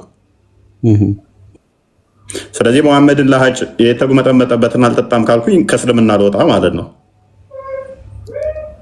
አዎ አትወጣም። ወጣለሁኝ እንጂ አልታዘዝም ካልኩት አትወጣም እንጂ። አልታዘዝም ካልከው አትችልም። አልታዘዝም ማለት ተስማማን እኮ። አልታዘዝም ማለት አትችልም። አልታዘዝም ካልኩኝ ሲያዘኝ እምቢ፣ ይሄ ትእዛዝ ነው። አልታዘዝም ካልኩት በጊዜው ከእስልምና እወጣለሁ። እንደዛ ከሆነ ስለዚህ ሙሐመድ እጁንና ፊቱን ታጠበ፣ የተጉመጠመጠበትን ጠጣ አለኝ። እምቢ አልታዘዝም፣ አልጠጣም፣ ይሄን ጣቤንም አልጠጣም፣ የተጉመጠመጥከበትንም አልጠጣም ብዬ እምቢ ካልኩት አልታዘዝኩትም ማለት ነው አይደለ? ስለዚህ ካልታዘዝኩት ደግሞ በቁርአኑ መሰረት ከእስልምና እወጣለሁ። አትወጣም። ቁርአኑ እኮ ይልሃል። ቁርአኑን ክፈትለት አንዴ። ሱራ 4 65ን ክፈተው። ሙሐመድ የሆነ ነገር እዚህ መርስልስታ ባዲስ አዳምጣ አንዴ፣ ተራን ጠብቅ። ቁርአኑ በግልጽ ሙሐመድ እንትን ብሎ ሙሐመድን ፍርድ ማትቀበል ከሆነ የሱን ትእዛዝ ማትቀበል ከሆነ እንዴት ነው ማወጣው? በጌታህም እምላለሁ በመካከላችሁ በተከራከሩት ፍርድ እስከሚያስፈርዱ ከዚያም ከፈረድከው ነገር በነፍሶቻቸው ውስጥ ጭንቀትን እስከማያገኙና ፍጹም መታዘዝ፣ ልብ በል ፍጹም መታዘዝን እስከሚታዘዙ ድረስ አያምኑ። አልታዘዝም ብዬው አትወጣም እንዴት ትለኛለህ? ቁርአኑ እኮ የሚለው ምንድነው? እሱ ፍጹም እስከሚታዘዙ ድረስ አያምኑም ነው የሚለው። ፍጹም የሆነ መታዘዝ ካልታዘዝከው አልታዘዝህም ካልከው አታምንም ነው የሚለው ቁርአኑ። አንተ ደግሞ ሳትታዘዘው ያለውን ደግሞ አንብበው፣ አንተ የሚመችህን ብቻ አንብበህ መልስለት። ችግር የለውም። ያው መልስለት። ማንም መልእክተኛ በአላህ ፍቃድ ሊታዘዙት እንጂ አላክንም። በደንብ አስተውል። የሚረዳህ መስሎህ ነው። ማንንም መልእክተኛ በአላህ ፍቃድ ሊታዘዙት እንጂ አላክንም። ስለዚህ አንታዘዝም ካልን እንወጣለን ነው። እስቲ ላንተና ይረዳል የሚላለ እዚህ ገና አሳየኝ አለ ወይ? ምንድነው የሚለው ክፍሉ? ማንንም መልእክተኛ በአላህ ፍቃድ ሊታዘዙት እንጂ አላክንም። ስለዚህ ያ ማለት ነሰሰርሊ መታዘዝ አለብህ ነው። አልታዘዝም ማለት አችልም። ማንንም መልእክተኛ አንተ የምታነበውን ተው። ይሄውልህ ከዛ በፊት ምንድነው የሚለው? ይወጣሉ የታለፈ ነገር ስላለ እዚህ ጋር ክርስቲያን ወደ 65 መልሰው የሚል ነገር የለም። ይወጣሉ የሚል ነገር የለም ላልከው ይኸው ፍጹም መታዘዝን እስከሚታዘዙ ድረስ አያምኑም ይልሃል። አየህ፣ የምታምነው መቼ ነው? ፍጹም መታዘዝን ስትታዘዝ ነው። ካልታዘዝከው አታምንም፣ አማኝ አይደለህም፣ ካፊር ነህ ነው በቃ። ይኸው አይልም። ከየት አመጣህ አላልክም? ያው ይላል ካፊር ነህ አይልም። ብራዘር እዚህ ጋር አያምኑም ነው የሚለው እና አያምኑም ማለት አማኝ አይደለም ማለት ነው። ይሄውልህ በጌታዬ እምላለው። ስማ፣ ካፊር ማለት አማኝ ያልሆነ ማለት አይደለም ነገር ላይ እዚህ ጋር ስለ ክርክር ነው ያወራው፣ ስለ እምነት አይደለም ብራዘር። አይደለም ከክርክሩ በተጨማሪ ይኸውልህ ክርክሩን ጨረሰልህ። ምን አለህ መሰለህ?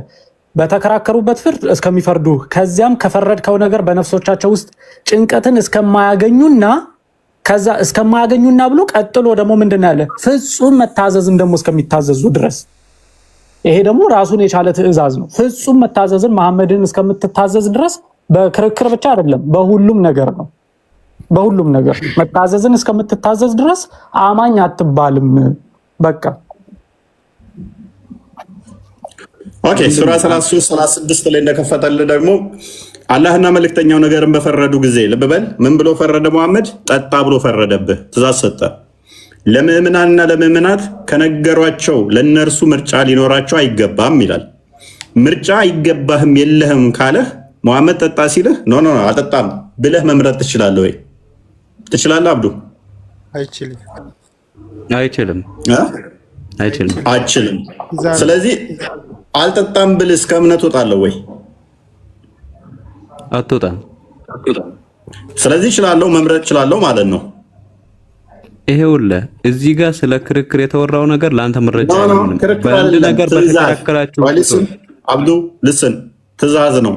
አላህና መልእክተኛው ነገርን በፈረዱ ጊዜ ምን ብሎ ፈረደ? ጠጣ ብሎ ፈረደ። ለምእምናንና ለምእምናት ከነገሯቸው ለነርሱ ምርጫ ሊኖራቸው ከነገረህ ምን ብሎ ጠጣ ብሎ ከነገረህ ለአንተ ምርጫ የለህም ማለት የአላህና የመልእክተኛውንም ትእዛዝ የጣሰ ሰው ልብ በል አልጠጣም ያለ ሰው ማለት ነው። የጣሰ ሰው ምንድነው አለ? ከእስልምና ይወጣልና አይወጣም ነው የሚለው? አይወጣም ነው የሚለው። ጎበዝ። የጣሰ ሰው ግልጽ የሆነ መሳሳት በእርግጥ ተሳሳተ ይላል። እስልምና ማለት ስህተት ሃይማኖት መሆኑን ስለነገርከን እናመሰግናለን። ስህተት ሃይማኖት አይወጣም ማለት ነው ብሎናል። ሎክ ሙሐመድ የነገረህን አልቀበልም ማለት አይወጣም ከእስልምና ብሏል። ስለዚህ ክፍሉ ምን ይላል? ግልጽ የሆነ ስህተት ውስጥ ተሳሳተ ይላል። ስለዚህ እዛ ሙሐመድ ውስጥ የሚቀመጥ ከሆነ ስለዚህ ሙሐመድ እዛ የተሳሳተ አስተምሮ ነው። ትክክል ነው። እናመሰግናለን ብራዘር። የተሳሳተ አስተምሮ የለም በእስልምና ላይ። አንተ ለራስህን አምጥተህ እያሳየህ ያለው ክፍሉ ፈስረው። እሺ መልእክተኛው የሰጠውን ትእዛዝ የጣሰ ሰው ቅድም ይሄውልህ ከስር ቅድም ያመጣኸው መረጃ አንተ ብቻ አታውራ። ፈስረው አንብብና ምኑን ማነበልህ? የመጀመሪያውን እዚህ ጋር ለክርክር የመጣውን ደግሞ የአላህና የመልእክተኛው የመጀመሪያውን ሱራ አላህና መልእክተኛው የሰጠውን ትእዛዝ የጣሰ ሰው ግልጽ የሆነ መሳሳት በእርግጥ ተሳሳተ ማለት ምን ማለት ነው? ይኸውልህ መልእክተኛው ከማን ትእዛዝ የሚቀበለው? ከማንም ይቀበል ከማንም ይቀበለው እና ጠይቀኛ። አሁን እያነበብክ አይደለ? ክፈተው፣ ቁርአኑ አለው መልእክተኛው ከማን ትእዛዝ እንደሚቀበል። ከማንም ይቀበል ምን አገናኘው ከጥያቄ ጋር? አለው እንጂ ከፈለገህ በልናይድ ከአላህ ነው ትእዛዝ የሚቀበለው። ገባህ? ከማንም የሆነ ቀጥል። አንተ ከጠቀመ ከማንም በልና ቀጥል። አርጉመንትም ይጠቅምህ ካለ ቀጥል። ከማንም ማለት መልእክተኛው ከአላህ ነው ትእዛዝ የሚቀበለው። አላህና መልእክተኛው አላህ ያለውን መልእክተኛው ይላል። መልእክተኛው አላህና መልእክተኛው ያሉትን የጣሰ እሺ ከእስልምና ይወጣል አለ እንዴ? ይወጣል። ተሳሳተ ነው ያለው እዚህ ጋር። ገባካ? ተሳሳተ ነው ያለው። የተሳሳተ ሃይማኖት ሚል አለ እዚህ ጋር። ምን የራስህን ጨምረ ምናምን ጨማምረ ታወራለህ? ተሳሳተ ማለት ምን ማለት ነው? በግልጽ ስህተት ውስጥ ያለ ሙስሊም መባል ይችላል? አብዱ በግልጽ ስህተት ውስጥ ያለ ሙስሊም መባል ይችላል? አዎ ይችላል። ምክንያቱም ከዛ ስህተቱ መታረም ስለሚችል ማለት ነው። ካልታረመስ? ይታረማል እንጂ። ካልታረመስ? ይታረማል። ስለዚህ ከታረመ ነው አይደለም ሙስሊም የሚያስብለው? ቆንጆ ከታረመ ነው አይደለም። ይሄውልህ ሙስሊምነቱን አይቀይረውም፣ ግን ከታረመ ከዛ ጥፋቱ አምኖ ወደ አላህ ከተመለሰ አላህ ይቀበለዋል። ይሄ ሰውዬ እንዴት ነው እሱ ባይዜ ሎክ ጥመት ወይንም ደግሞ ስህተት የገሃነም ነው የሚል ሐዲስ አለ። እኔ እሰጥሃለሁ ከፈለክ ተረጋጋና፣ እኔ ጭንቅላትን በዛው እየታዘብኩት ስለሆነ ጥመት ሁሉ ገሃነም ይከታል የሚል ሐዲስ እሰጥሃለሁ። በደንብ አስተውል። የተሳሳተ ነገር ገሃነም ይከታል ይላል ሐዲስ ስላለ ማለት ነው። ይከታል አይደለም የሚለው ሐዲሱ ራሱ ይመራል ነው እንጂ ኢኖቬሽን ሁሉ ጥመት ነው፣ ጥመት ሁሉ ገሃነም ይከታል ይላል። እኔ እሰጥሃለሁ፣ ችግር የለውም። አትንቀልቀል። አሁን ሐዲሱ ላይ መለስ ቆይ የአንተን ጭንቅላት እዛው ሐዲሱ ላይ ቻሌንጅ ላድርገህ። ሐዲስና ቁርአንን ብቻ ነው የሚከተለው እንጂ አንተ ስለተናገርክ ቻሌንጅ የምታደርገው ነገር የለም። ገባህ? ኦኬ እዚህ ጋር አቡ ቢላል ታዟል አልታዘዘም? እንዲጠጣ ታዘዘ። ኦኬ ይሄንን የታዘዘውን ምንድነው የታዘዘው? ያው አንብበህልኛል እኮ ቅድም። ምንድነው የታዘዘው እኮ ቅድም አንብበህልኛል። እንዲጠጣና እጣሪውን እንዲጠጣ ነው። ኦኬ መልካም። እንደዛ ከሆነ ሰንበዲ ይህንን ትእዛዝ አልቀበልም ቢል ስለዚህ ኖርማል ነው አይደለ? ምን አልከኝ? ይህንን ያዘዘው መሐመድ ነው አይደለ? ጠጣ ብሎ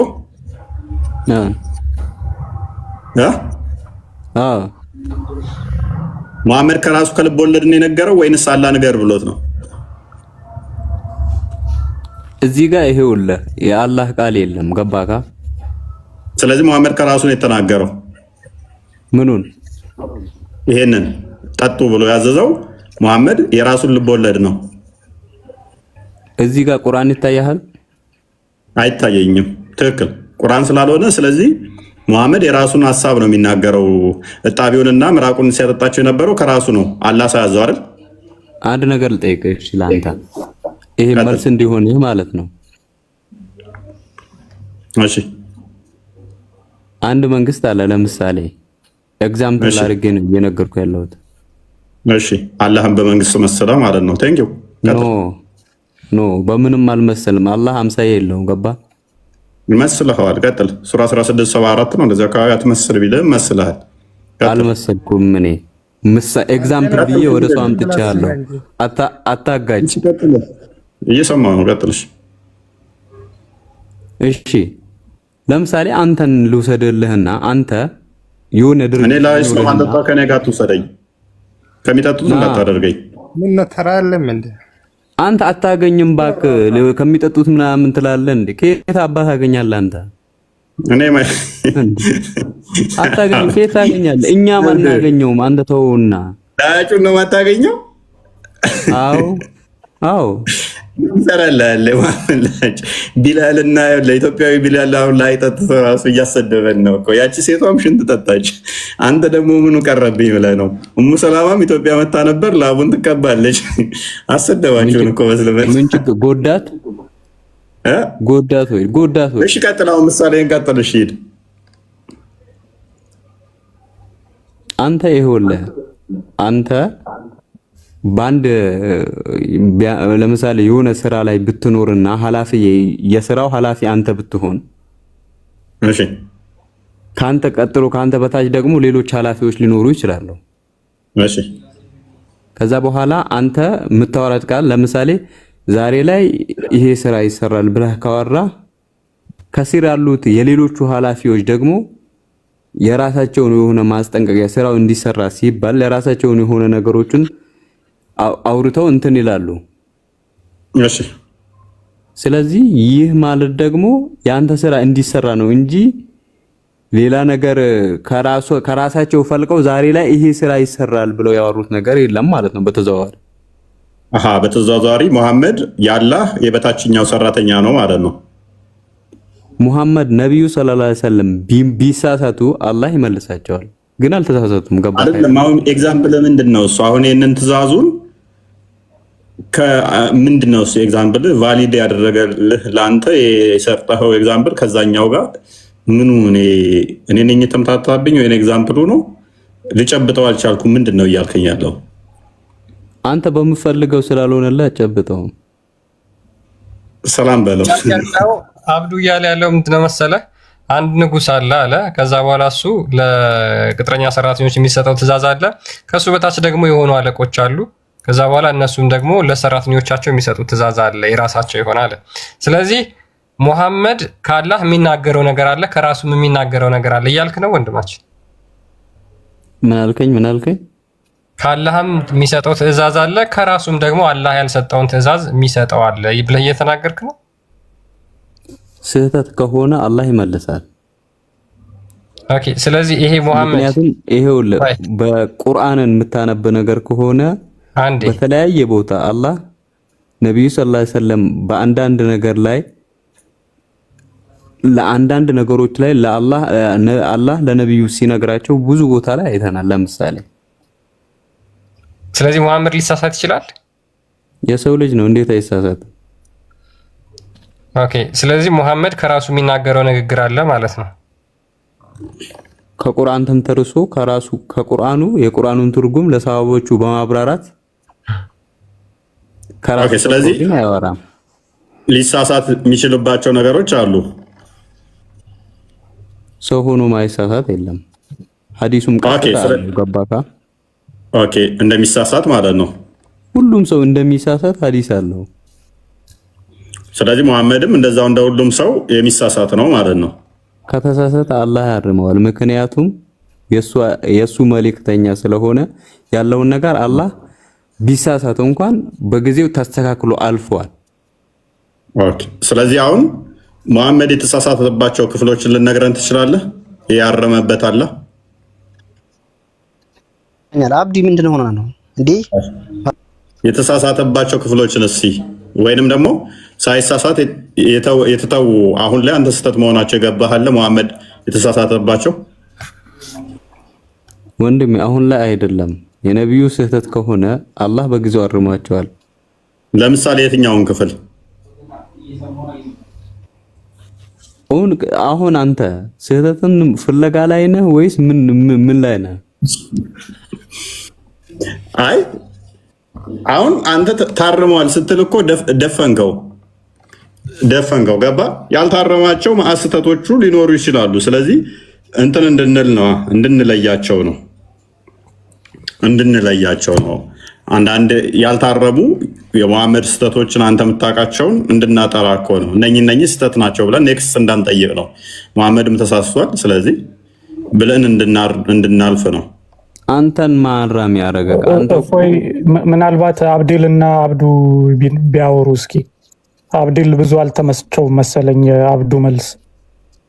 ኦኬ አብዲል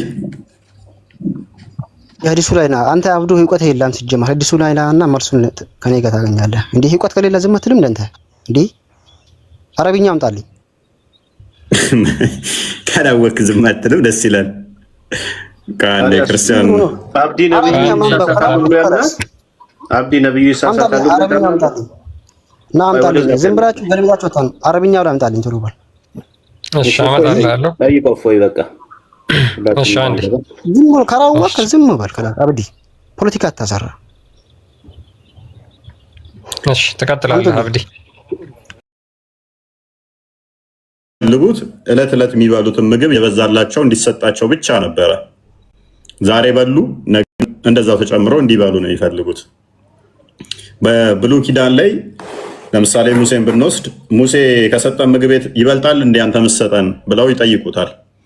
ምክንያቱም ሙሴ ለምኖ ያንን መና ሲበሉ እስቲል መልሰው ይራባሉ። ክርስቶስ የሰጣቸው ምግብን አብዝቶ የሰጣቸው ኔክስትም እንደዛ እንዲሰጣቸው ነው እንጂ የሰውን ልጅ ስጋ እስካልበላችሁ ድረስ ድነት የላችሁም ሲላቸው ስለ ራሱ ስጋ ሲነግራቸው ከሰማይ የወረደ ሕያው እንጀራ እሱ መሆኑን ሲነግራቸው ግን ከበዳቸው መቀበል።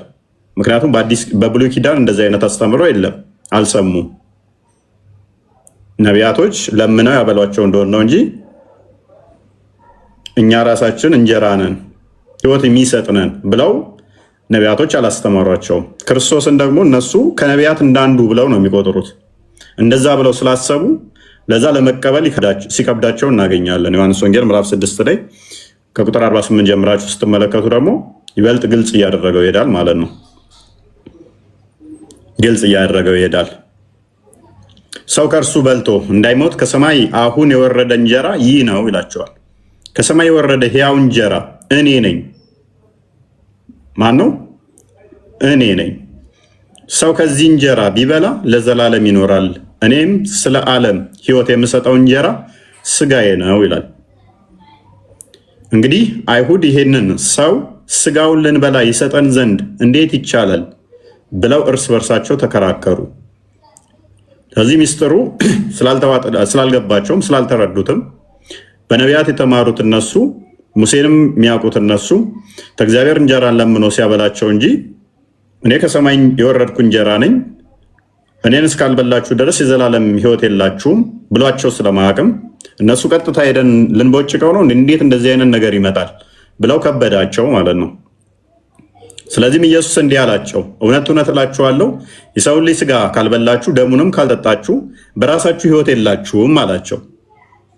ስጋዬን የሚበላ ደሜን የሚጠጣ የዘላለም ሕይወት አለው፣ እኔም በመጨረሻው ቀን አስነሳዋለሁ አላቸው። ይህ አሁን ለእነሱ አዲስ ትምህርት ሆነባቸው። በመጨረሻ ቀን ሊያስነሳ የሚችል የሚያውቁት አንድ እግዚአብሔር ብቻ ነው። ክርስቶስን ደግሞ ከነቢይ እንዳንዱ ብለው ለሚቀበሉ ይሄ አዲስ ትምህርት ነው፣ ለነሱ የሚከብዳቸውም ነው። እኔ አምላካችሁ ነኝ እያላቸው እንደሆነ ግልጽ ነው። አጽንኦት ሲሰጠውም ስጋዬ እውነተኛ መብል ደሜም እውነተኛ መጠጥ ነው አላቸው።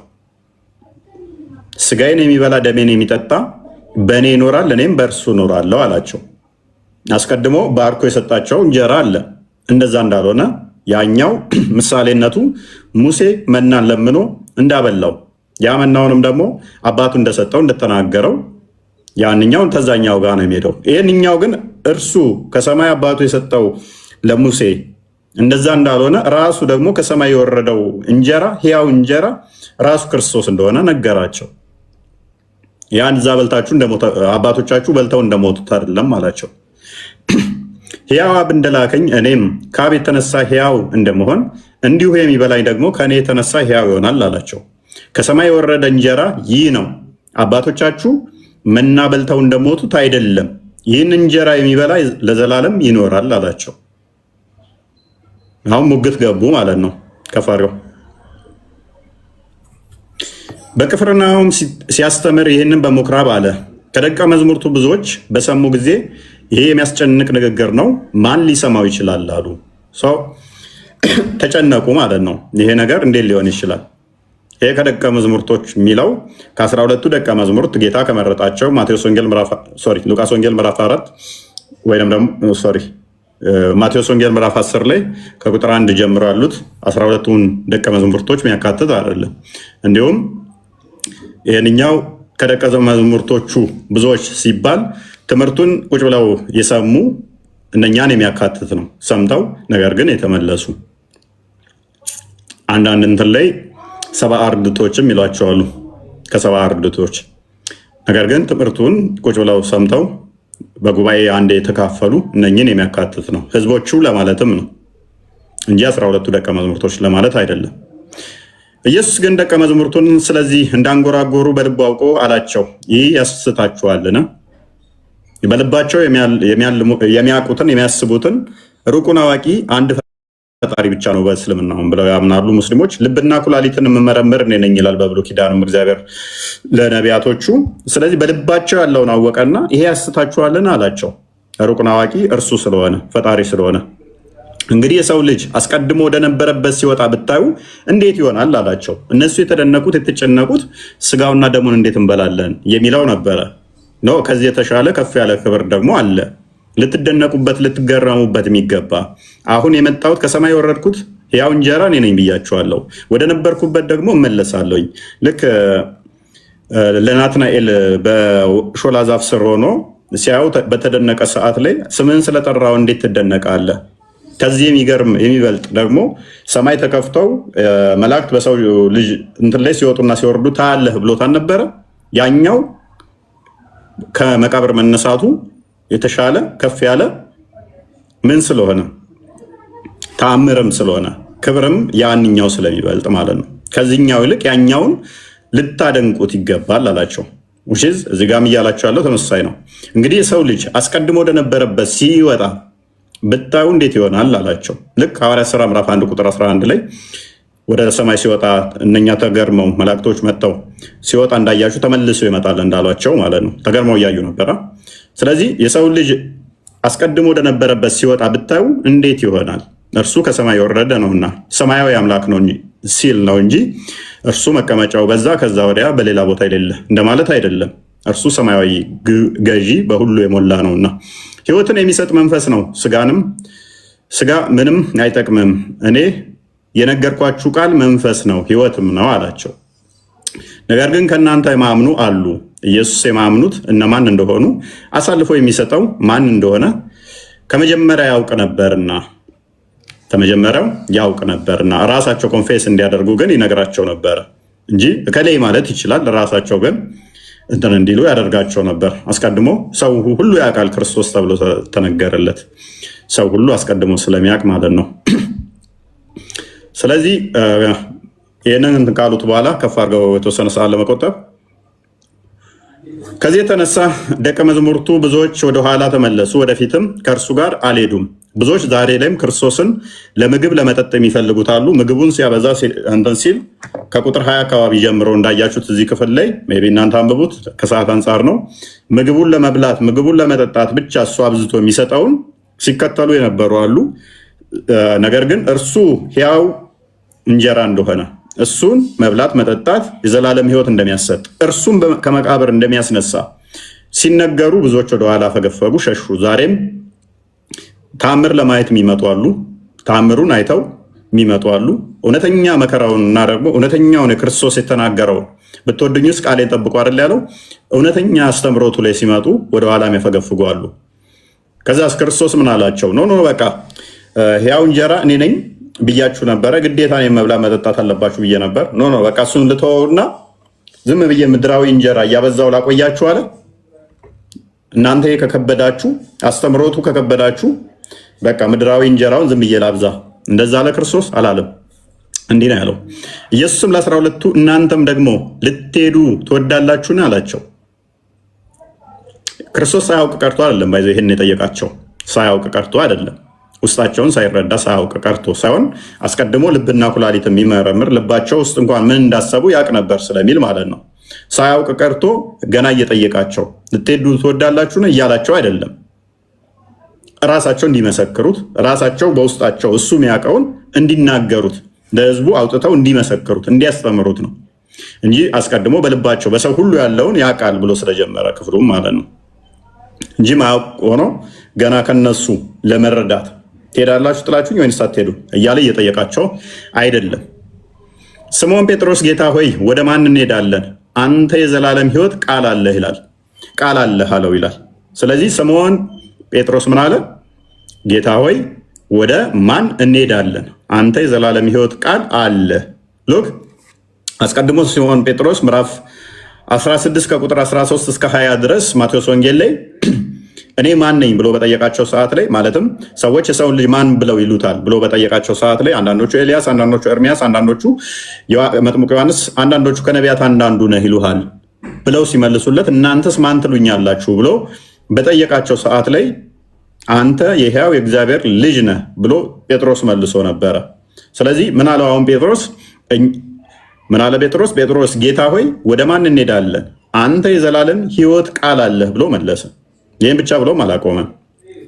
እኛስ አንተ ክርስቶስ የሕያው የእግዚአብሔር ልጅ እንደሆንክ አምነናል አውቀናልን ብሎ መለሰለት። ጴጥሮስ ወኪል ሆኖ መሪ ሆኖ ብቻውን እንኳን ሳይሆን የሌሎቹንም የደቀ መዛሙርቱን ተገብቶ የነሱንም አንደበት ሆኗቸው ምን አለ? እኛ ወዴት እንሄዳለን ከአንተ ማነህና አንተ የሕያው እግዚአብሔር ልጅ እንደሆንክ አምነናል አውቀናልን ብሎ መለሰ ማለት ነው። ስለዚህ ይሄ በጸሎተ ሐሙስ ላይ የተካሄደ ታሪክ አለ ከስጋ ወደሙ ጋር በተያዘ ዮሐንስ ወንጌል ምዕራፍ 13 ላይ የሚገኘው ታሪክ። ይህንን ብለው የመሰከሩለት ጌታችን መድኃኒታችን ኢየሱስ ክርስቶስ በጸሎተ ሐሙስ ላይ ምዕራፍ 13 ላይ እግራቸውን አጥቦ ያደረገውን እናስታውሳለን። ዛሬ እግር መታጠብ በቤተክርስቲያን ውስጥ አለ አይደለ? ከእሱ ጋር የተያዘ ቁጥር 13 ላይ ጀምሮ ከቁጥር 12 እንደዚህ አካባቢ ጀምሮ ቀጥልሽ አንብቦ ያ ከቁጥር 1 ጀምሮ ላንብብላቸው። ሜይ ቢ ቶሎ ቶሎ ታሪኩን በደንብ እንዲያገኙት ማለት ነው። የዮሐንስ ወንጌል ምዕራፍ 13 ከቁጥር 1 ጀምሮ እንደዚህ ይላል። ኢየሱስም ከፋሲካ በዓል በፊት ከዚህ ዓለም ወደ አብ የሚሄድበት ሰዓት እንደደረሰ አውቆ በዚህ ዓለም ያሉትን ወገኖቹን የወደዳቸውን እስከ መጨረሻ ወደዳቸው።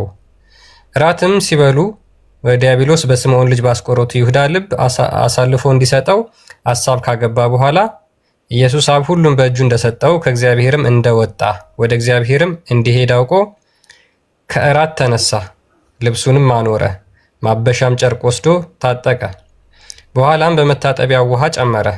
የደቀ መዛሙርቱንም እግር ሊያጥብና በታጠቀበትም ማበሻ ጨርቅ ሊያብስ ጀመረ። ወደ ስምዖን ጴጥሮስም መጣ። እርሱም ጌታ ሆይ አንተ የኔን እግር ታጥባለህን? አለው። ኢየሱስም መልሶ እኔ የማደርገውን አንተ አሁን አታውቅም፣ በኋላ ግን ታስተውለዋለህ አለው። ጴጥሮስም የእኔን እግር ለዘላለም አታጥብም አለው። ኢየሱስም ካላጠብኩ ከእኔ ጋር ዕድል የለህም ብሎ መለሰለት። ስምዖን ጴጥሮስም ጌታ ሆይ እጄንና ራሴን ደግሞ እንጂ እግሬን ብቻ አይደለም አለው። ኢየሱስም የታጠበ እግሩን ከመታጠብ በቀር ሌላ አያስፈልገውም፣ ሁለንተናው ግን ንጹሕ ነው። እናንተም ንጹሐን ናችሁ፣ ነገር ግን ሁላችሁ አይደላችሁም አለው። አሳልፎ የሚሰጠውን ያውቅ ነበርና ስለዚህ ሁላችሁ ንጹሐን አይደላችሁም አለው። እግራቸውንም አጥቦ ልብሱንም አንስቶ ዳግመኛ ተቀመጠ። እንዲህም አላቸው፣ ያደረግኩላችሁን ታስተውላላችሁን? እናንተ መምህርና ጌታ ትሉኛላችሁ፣ እንዲሁ ነኝና መልካም ትላላችሁ። እንግዲህ እኔ ጌታና መምህር ስሆን እግራችሁን ካጠብኩ፣ እናንተ ደግሞ እርስ በራሳችሁ እግራችሁን ትተጣጠቡ ዘንድ ይገባችኋል። እኔ ለእናንተ እንዳደረግኩት እናንተ ደግሞ ታደርጉ ዘንድ ምሳሌ ሰጥቻችኋለሁና ብሎ ክርስቶስ ኢየሱስ በትህትና ትሁቱ ጌታችን እኔ በልቤ ትሁት ነኝ ብሎ የለ የማቴዎስ ወንጌል ምዕራፍ 10 ላይ በትህትና የባሪያዎቹን እግር ጎንበስ ብሎ አጥበዋል ማለት ነው።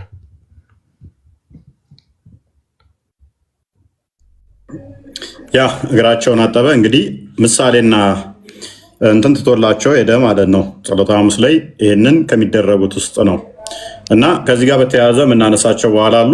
አንዴ ማቴዎስ ወንጌል ምዕራፍ 26 ላይ ያለውን ታሪክ እናየውና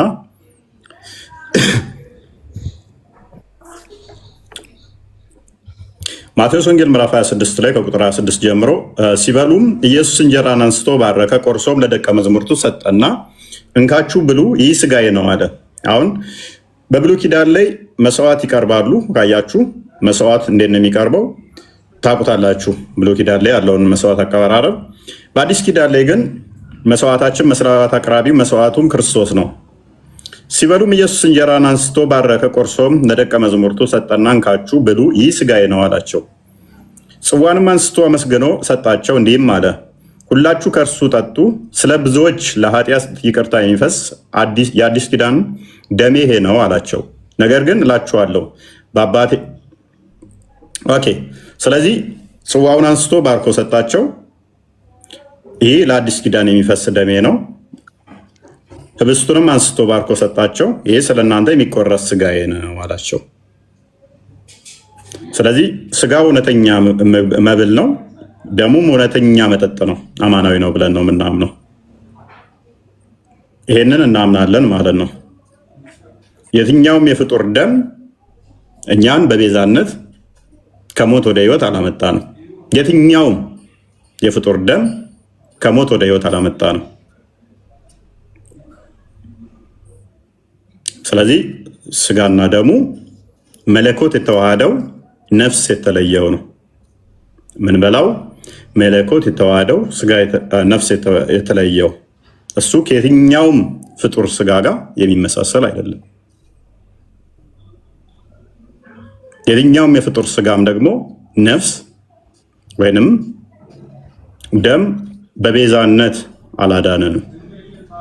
ከሞት ወደ ህይወት የመጣ ነው በክርስቶስ ደም ብቻ ነው። ሞቱን በሞቱ የሻረልን በእርሱ ደም ነው የታረቅነው። ስለዚህ ስጋዬን የሚበላ ደሜን የሚጠጣ የዘላለም ህይወት አለው ሲል የበግ ወይንም የፍየል ወይንም የጫልቱንና የቦንቱን ወይንም የአበበና የገብረ መድንን ስጋና ደም በመብላት አይደለም።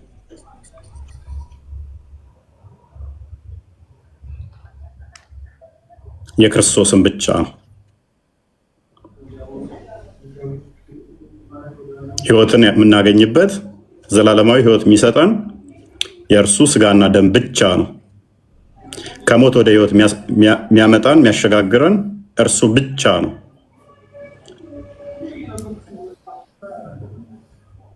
ህብስቱ እንዴት ነው የሚዘጋጀው? በቤተክርስቲያናችን ውስጥ የራሱ የሆነ ሂደቶች አሉት።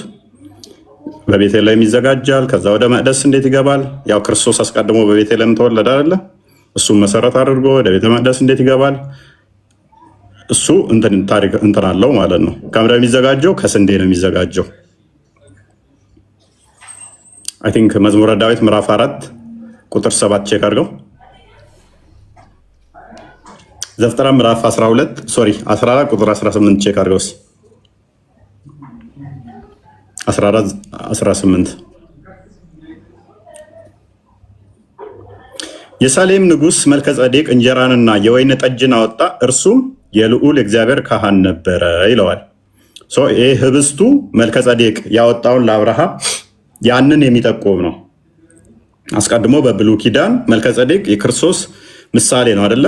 ዕብራውያን ምዕራፍ 9 ምዕራፍ 7 ምዕራፍ 10 እነኚህን ክፍሎች ስታዋቸው ሊቀ ካህናችን ክርስቶስ ሐዋርያው ቅዱስ ጳውሎስ በዕብራውያን መልእክቱ ላይ ጥሩ አድርጎ ያስቀምጠዋል። የዕብራውያንን እንትን በደንብ አድርጎ ያስቀምጠዋል። ስለዚህ ይሄ መልከጸዴቅ እንጀራንና የወይን ጠጅን አወጣ ይላል አይደለ? አዲስ ኪዳን ላይ ስትመጡ ክርስቶስ ያንን ወይኑ ስለሱ የሚፈሰው ደሙ እንደሆነ፣ እንጀራው ወይንም ህብስቱ ደግሞ ስለሱ የሚቆረሰው ህብስት እንደሆነ በምሳሌ ያስቀምጠዋል አለ አይምን ያስቀምጠዋል። እዛ ጋር አማናዊ እንደሆነ ነው እዛ ጋር የሚያስቀምጠው። ስለዚህ በብሉይ ኪዳን ላይ አስቀድሞ በምሳሌነት ተቀምጠው ነበረ። ምክንያቱም ብሉይ ኪዳን ለአዲስ ኪዳን ሊመጣ ላለው አካል ጥላ ነበርና፣ በር ነው ብሉይ ኪዳን አይደለ? መግቢያ ነው ለአዲስ ኪዳኑ ለዋናው ለአካሉ ሊመጣ ላለው ምልክት ስለሆነ ጥላ ስለሆነ፣ ስለዚህ መልከጸዴቅ እዛ ያቀረበው አዲስ ኪዳን ለሚመጣው ለዋናው ለአካሉ ለክርስቶስ አስቀድሞ በምሳሌነት የተቀመጠ ነበረ። መዝሙር 4:7 አንድ ቼክ አድርገው።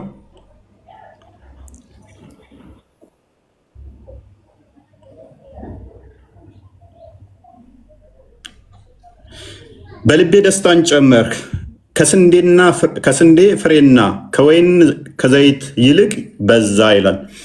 ዳዊት አስቀድሞ በትንቢት መልክ የተናገረው በአዲስ ኪዳን ላለው ለዛ ምልክት ነው። ስንዴው የሚዘጋጀው በጣም ዝም ብሎ ስንዴ አይደለም፣ ወይም ከስለት ከወጣ ስንዴ የሚዘጋጅ ነው። ስጋው ህብስቱ የሚዘጋጀው ዝም ብሎ ተገባ ተገዝቶ ነገር አይደለም የሚዘጋጀው። በጣም ንጹህ ቅዱስ ከሆኑ ወይም ደግሞ ከተመረጡ ክርስቲያኖች ወይም ደግሞ ቤተክርስቲያን የራሷ የስንዴ የምታመርት ከሆነ ከዛ ነው የሚዘጋጀው። ህብስቱ የሚዘጋጀው ቤተክርስቲያን ራሷ ከምትዘራው ስንዴ ነው። ምንም ቆሻሻ ምንም የተሰረቀ ከወንጀለኛ ምናምን አትቀበልም ቤተክርስቲያን። ለሚሰጠው ለሚዘጋጀው ስጋው ደግሞ ለሚዘጋጀው ተማንም ቀማኛ ምናምን ተቀብላ የምታዘጋጀው አይደለም። ጥንቃቄዎች ይካሄዳሉ በዚህ ላይ ማለት ነው። ክርስቶስ ራሱ ዮሐንስ ወንጌል ምዕራፍ 15 ቁጥር 1 ቼክ አድርገው። ወይኑም ቢሆን በተመሳሳይ ስንዴው እንደዛ ሆነ ሁሉ ወይኑም በተመሳሳይ 15:1 ወይኑም በተመሳሳይ ቤተክርስቲያን ወይ የምታዘጋጀው ወይንም ደግሞ ከተመረጡ 15:1 ከተመረጡ ዮሐንስ ከተመረጡ ክርስቲያኖች ብቻ የሚዘጋጅ ነው። ወይኑም ቢሆን እንደዛ ማለት ነው። ክርስቶስ ራሱ ምን ይላል? እኔ ወይን ግንድ እኔ ነኝ፣ ገበሬውም አባቴ ነው ይላል አለ። እነኚህ በምሳሌነት ስንዴንና ወይንን ደጋግሞ ክርስቶስ በምሳሌነት ይጠቀማቸዋልም። ያንን መሰረት ባደረገ ነው። ስለዚህ ስጋው ደሙን ስንቀበል አማናዊ እውነተኛ ነው ብለንም ነው የምንቀበለው። መለኮት የተዋሃደው እንዴት የሚለው በስጋ ሕሊና በማይመረመር መንፈሳዊ በሆነ ሁኔታ ነፍስ የተለየው መለኮት የተዋሃደው ህይወት የሚሰጥ ብለን አምነን ነው የምንቀበለው። ይህን አምነን ነው የምንቀበለው ማለት ነው። ስለዚህ ክርስቶስ ይህንን አስተምሮናል፣ ይህንን ነግሮናል። ይህንን ደግሞ አምነን ያለምንም ጥርጣሬ እንቀበላለን። ስጋው ደሙ ዘላለማዊ ህይወት ይሰጣል ብለን አምነን እንቀበላለን። ምክንያቱም የተናገረው እሱ አምላካችን ነውና ጌታችን ነውና። ስለዚህ ይህንን አምነን ስንቀበልና ስናደርግ ያለምንም ጥርጣሬ ነው ያለምንም ጥርጣሬ ዘላለም ህይወት እንደሚሰጠን አምነን ነው። ምክንያቱም እርሱ ስለነገረን ደግሞም አስነሳዋለሁ ስላለን ይህ የሚያደርግ ስጋዬን የሚበላ ደሜን የሚጠጣ እኔ አስነሳዋለሁ ስላለን ስለዚህ ይህን የምናደርግ ክርስቶስ ያስነሳናል፣ ከሞት ወደ ህይወት ይመልሰናል ብለን እናምናለን። እና ከዚህ ጋር በተያያዘ እንግዲህ እኛ ምንም ጥርጥርም የለብንም፣ ምንም ያስጨንቀንም ነገር የለም። ነገር ግን ሙስሊሞች ሙሐመድን ምኑን ነው ማትበሉት? መሐመድ ራሱን ሊትራሊ ራሱን አይመገቡትም ወይ የሚል ወደ መሐመድ እንመጣለን ማለት ነው። መሐመድ በነበረበት ሰዓት ላይ ሰዎች ሲወለዱ እንኳን ምን እንደሚያደርግ እንመልከት እስቲ። ቡሃሪ 39:10 እና እንደ ሸክ አድርገው ክርስቲያን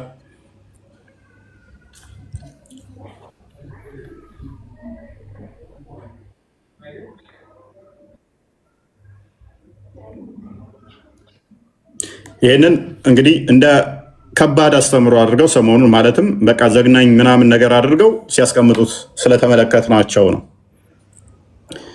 አምላካችንን እንደ ፍጡር አይምሮ አምላካቸውን ስለሚያስቡት ይመስለኛል። ጋይድ አንዶ ኦኬ፣ ይሄን ሐዲስ ላንብብላችሁ። ሳሂህ አል-ቡኻሪ 39:10 ላይ አይሻ እንደተረከችው ይላል the first child who was born in the Islamic land መዲና among the immigrant was አብደላህ ቢን አዙበይር ከስደተኞች ውስጥ በመዲና ውስጥ የተወለደ የመጀመሪያው ሙስሊም አብደላህ ቢን ዙበይር ነበር አለች። they brought him to the prophet ከዛ በኋላ እንደተወለደ ወደ ነብዩ አመጡት። the prophet took a date and after chewing it put into a juice in his mouth ከዛ በኋላ መሐመድ የቴምር ፍሬ አኘከና በዛ ህፃን ልጅ አፍ ውስጥ ጨመረበት። so the first thing that went into the child's stomach was the saliva of the prophet የመጀመሪያው በዛ በልጁ ውስጥ የገባው ነገር ምንድን ነበር? የሙሐመድ ለሃጭ ነበር።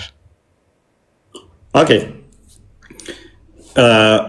የሙሐመድ ለሃጭ በአብደላህ ብን ዙበይር ውስጥ የገባው ምን ሊያደርገው ነው? ድነት እንዲሰጠው ነው ወይንስ መርገም እንዲሆነው ነው? የሙሐመድ ለሃጭ አሁን ቢኖር ሙሐመድ ለሃጩን ትጠጣላችሁ ወይንስ አትጠጡም? የሙሐመድ ለሃጭ ጥቅሙ ምንድን ነው? የሙሐመድ ለሃጭ ጥቅሙ ምንድን ነው? እውነት ልመልሳለሁ እያለች ነው። ቀጥይ።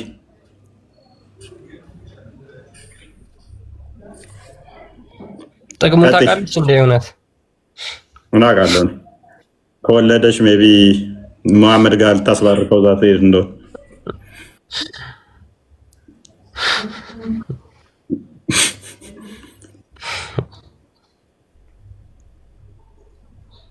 የሙሐመድ ለሃጭን መጠጣት ጥቅሙ ምንድን ነው?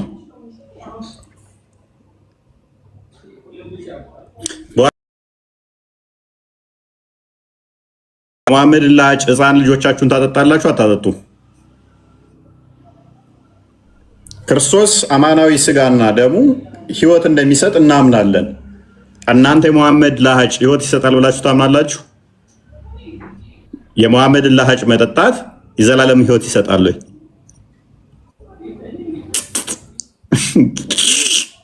የሙሐመድን ለሃጭ መጠጣት ህይወት ይሰጣል አይሰጥም? ውዶቼ ሙስሊሞች እፎይ ለምን ነበር የሚያጠጣቸው? ለውሃ ጥም ነው ወይ ለበረከት ነው? ለመባረክ ነው? ለምንድን ነው ሙስሊሞች ይሄን ነግረው? ልጆች ስለሚጠሙ ነበር ውሃ የሚያጠጣቸው በሕፃንነት? ውሃ ጠፍቶ እንደ ውሃ ጥም እንደ ስጋዊ ጥምን ለማርካት ነው ወይስ ደግሞ መንፈሳዊ ህይወት ነገር አለው? የሰው ልጆች ያላሰንን ዘክሩንና ምላሱን ለምንድን ነው መሐመድ ቢጠባው ሲባሉ ውሃ ጠምቶት ከንፈሩን ሊያርስ ነው አይደል? እንደዛ ብለው ምን ላይ ሰጥተውኛል እኮ አንዴ አታስታውስም? የብልቱ ሲባሉ እሷን ሸብረክ አሉትና ምላሱን የጠባው ግን ምላሱን ሊያደርስለን ነው ጠምቶታል።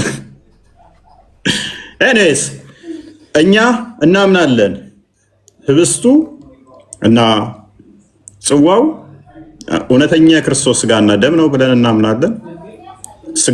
ነፍስ የተለየው መለኮት የተዋሃደው የዘላለም ህይወት የሚሰጥ ነው። በዛም ምክንያት ከሞት ወደ ህይወት ያመጣናል ብለን እናምናለን። እናንተ ሙስሊሞች የሙሐመድን ለሃጭ መጠጣት የዘላለም ህይወት ይሰጣል ብላችሁ ታምናላችሁ? ለሃጩን ነው ያልኳችሁ። ሊተራሊ ለሃጩን መጠጣት የዘላለም ህይወት ይሰጣል ወይ? እችኛዋን አዲስ ደግሞ እናንብባት ሲያወራ ጋር ክርስቲያን ይህን በተመለከተ አንድ ቪዲዮ ማሳየት እንችላለን። መጀመሪያ ላንብብላችሁ ሀዲሱን። by Allah, whenever Allah's messenger spat, the spittle would fall in the hand of one of the prophet companion, who would rub it on his face and skin. የአላህ መልእክተኛ ለሃጩን በተፋ ቁጥር ሰሃቦቹ ሮጠው ምንድነው ይቀልቡት ነበረ ለሃጩን። ከዚያም በኋላ በፊታቸውና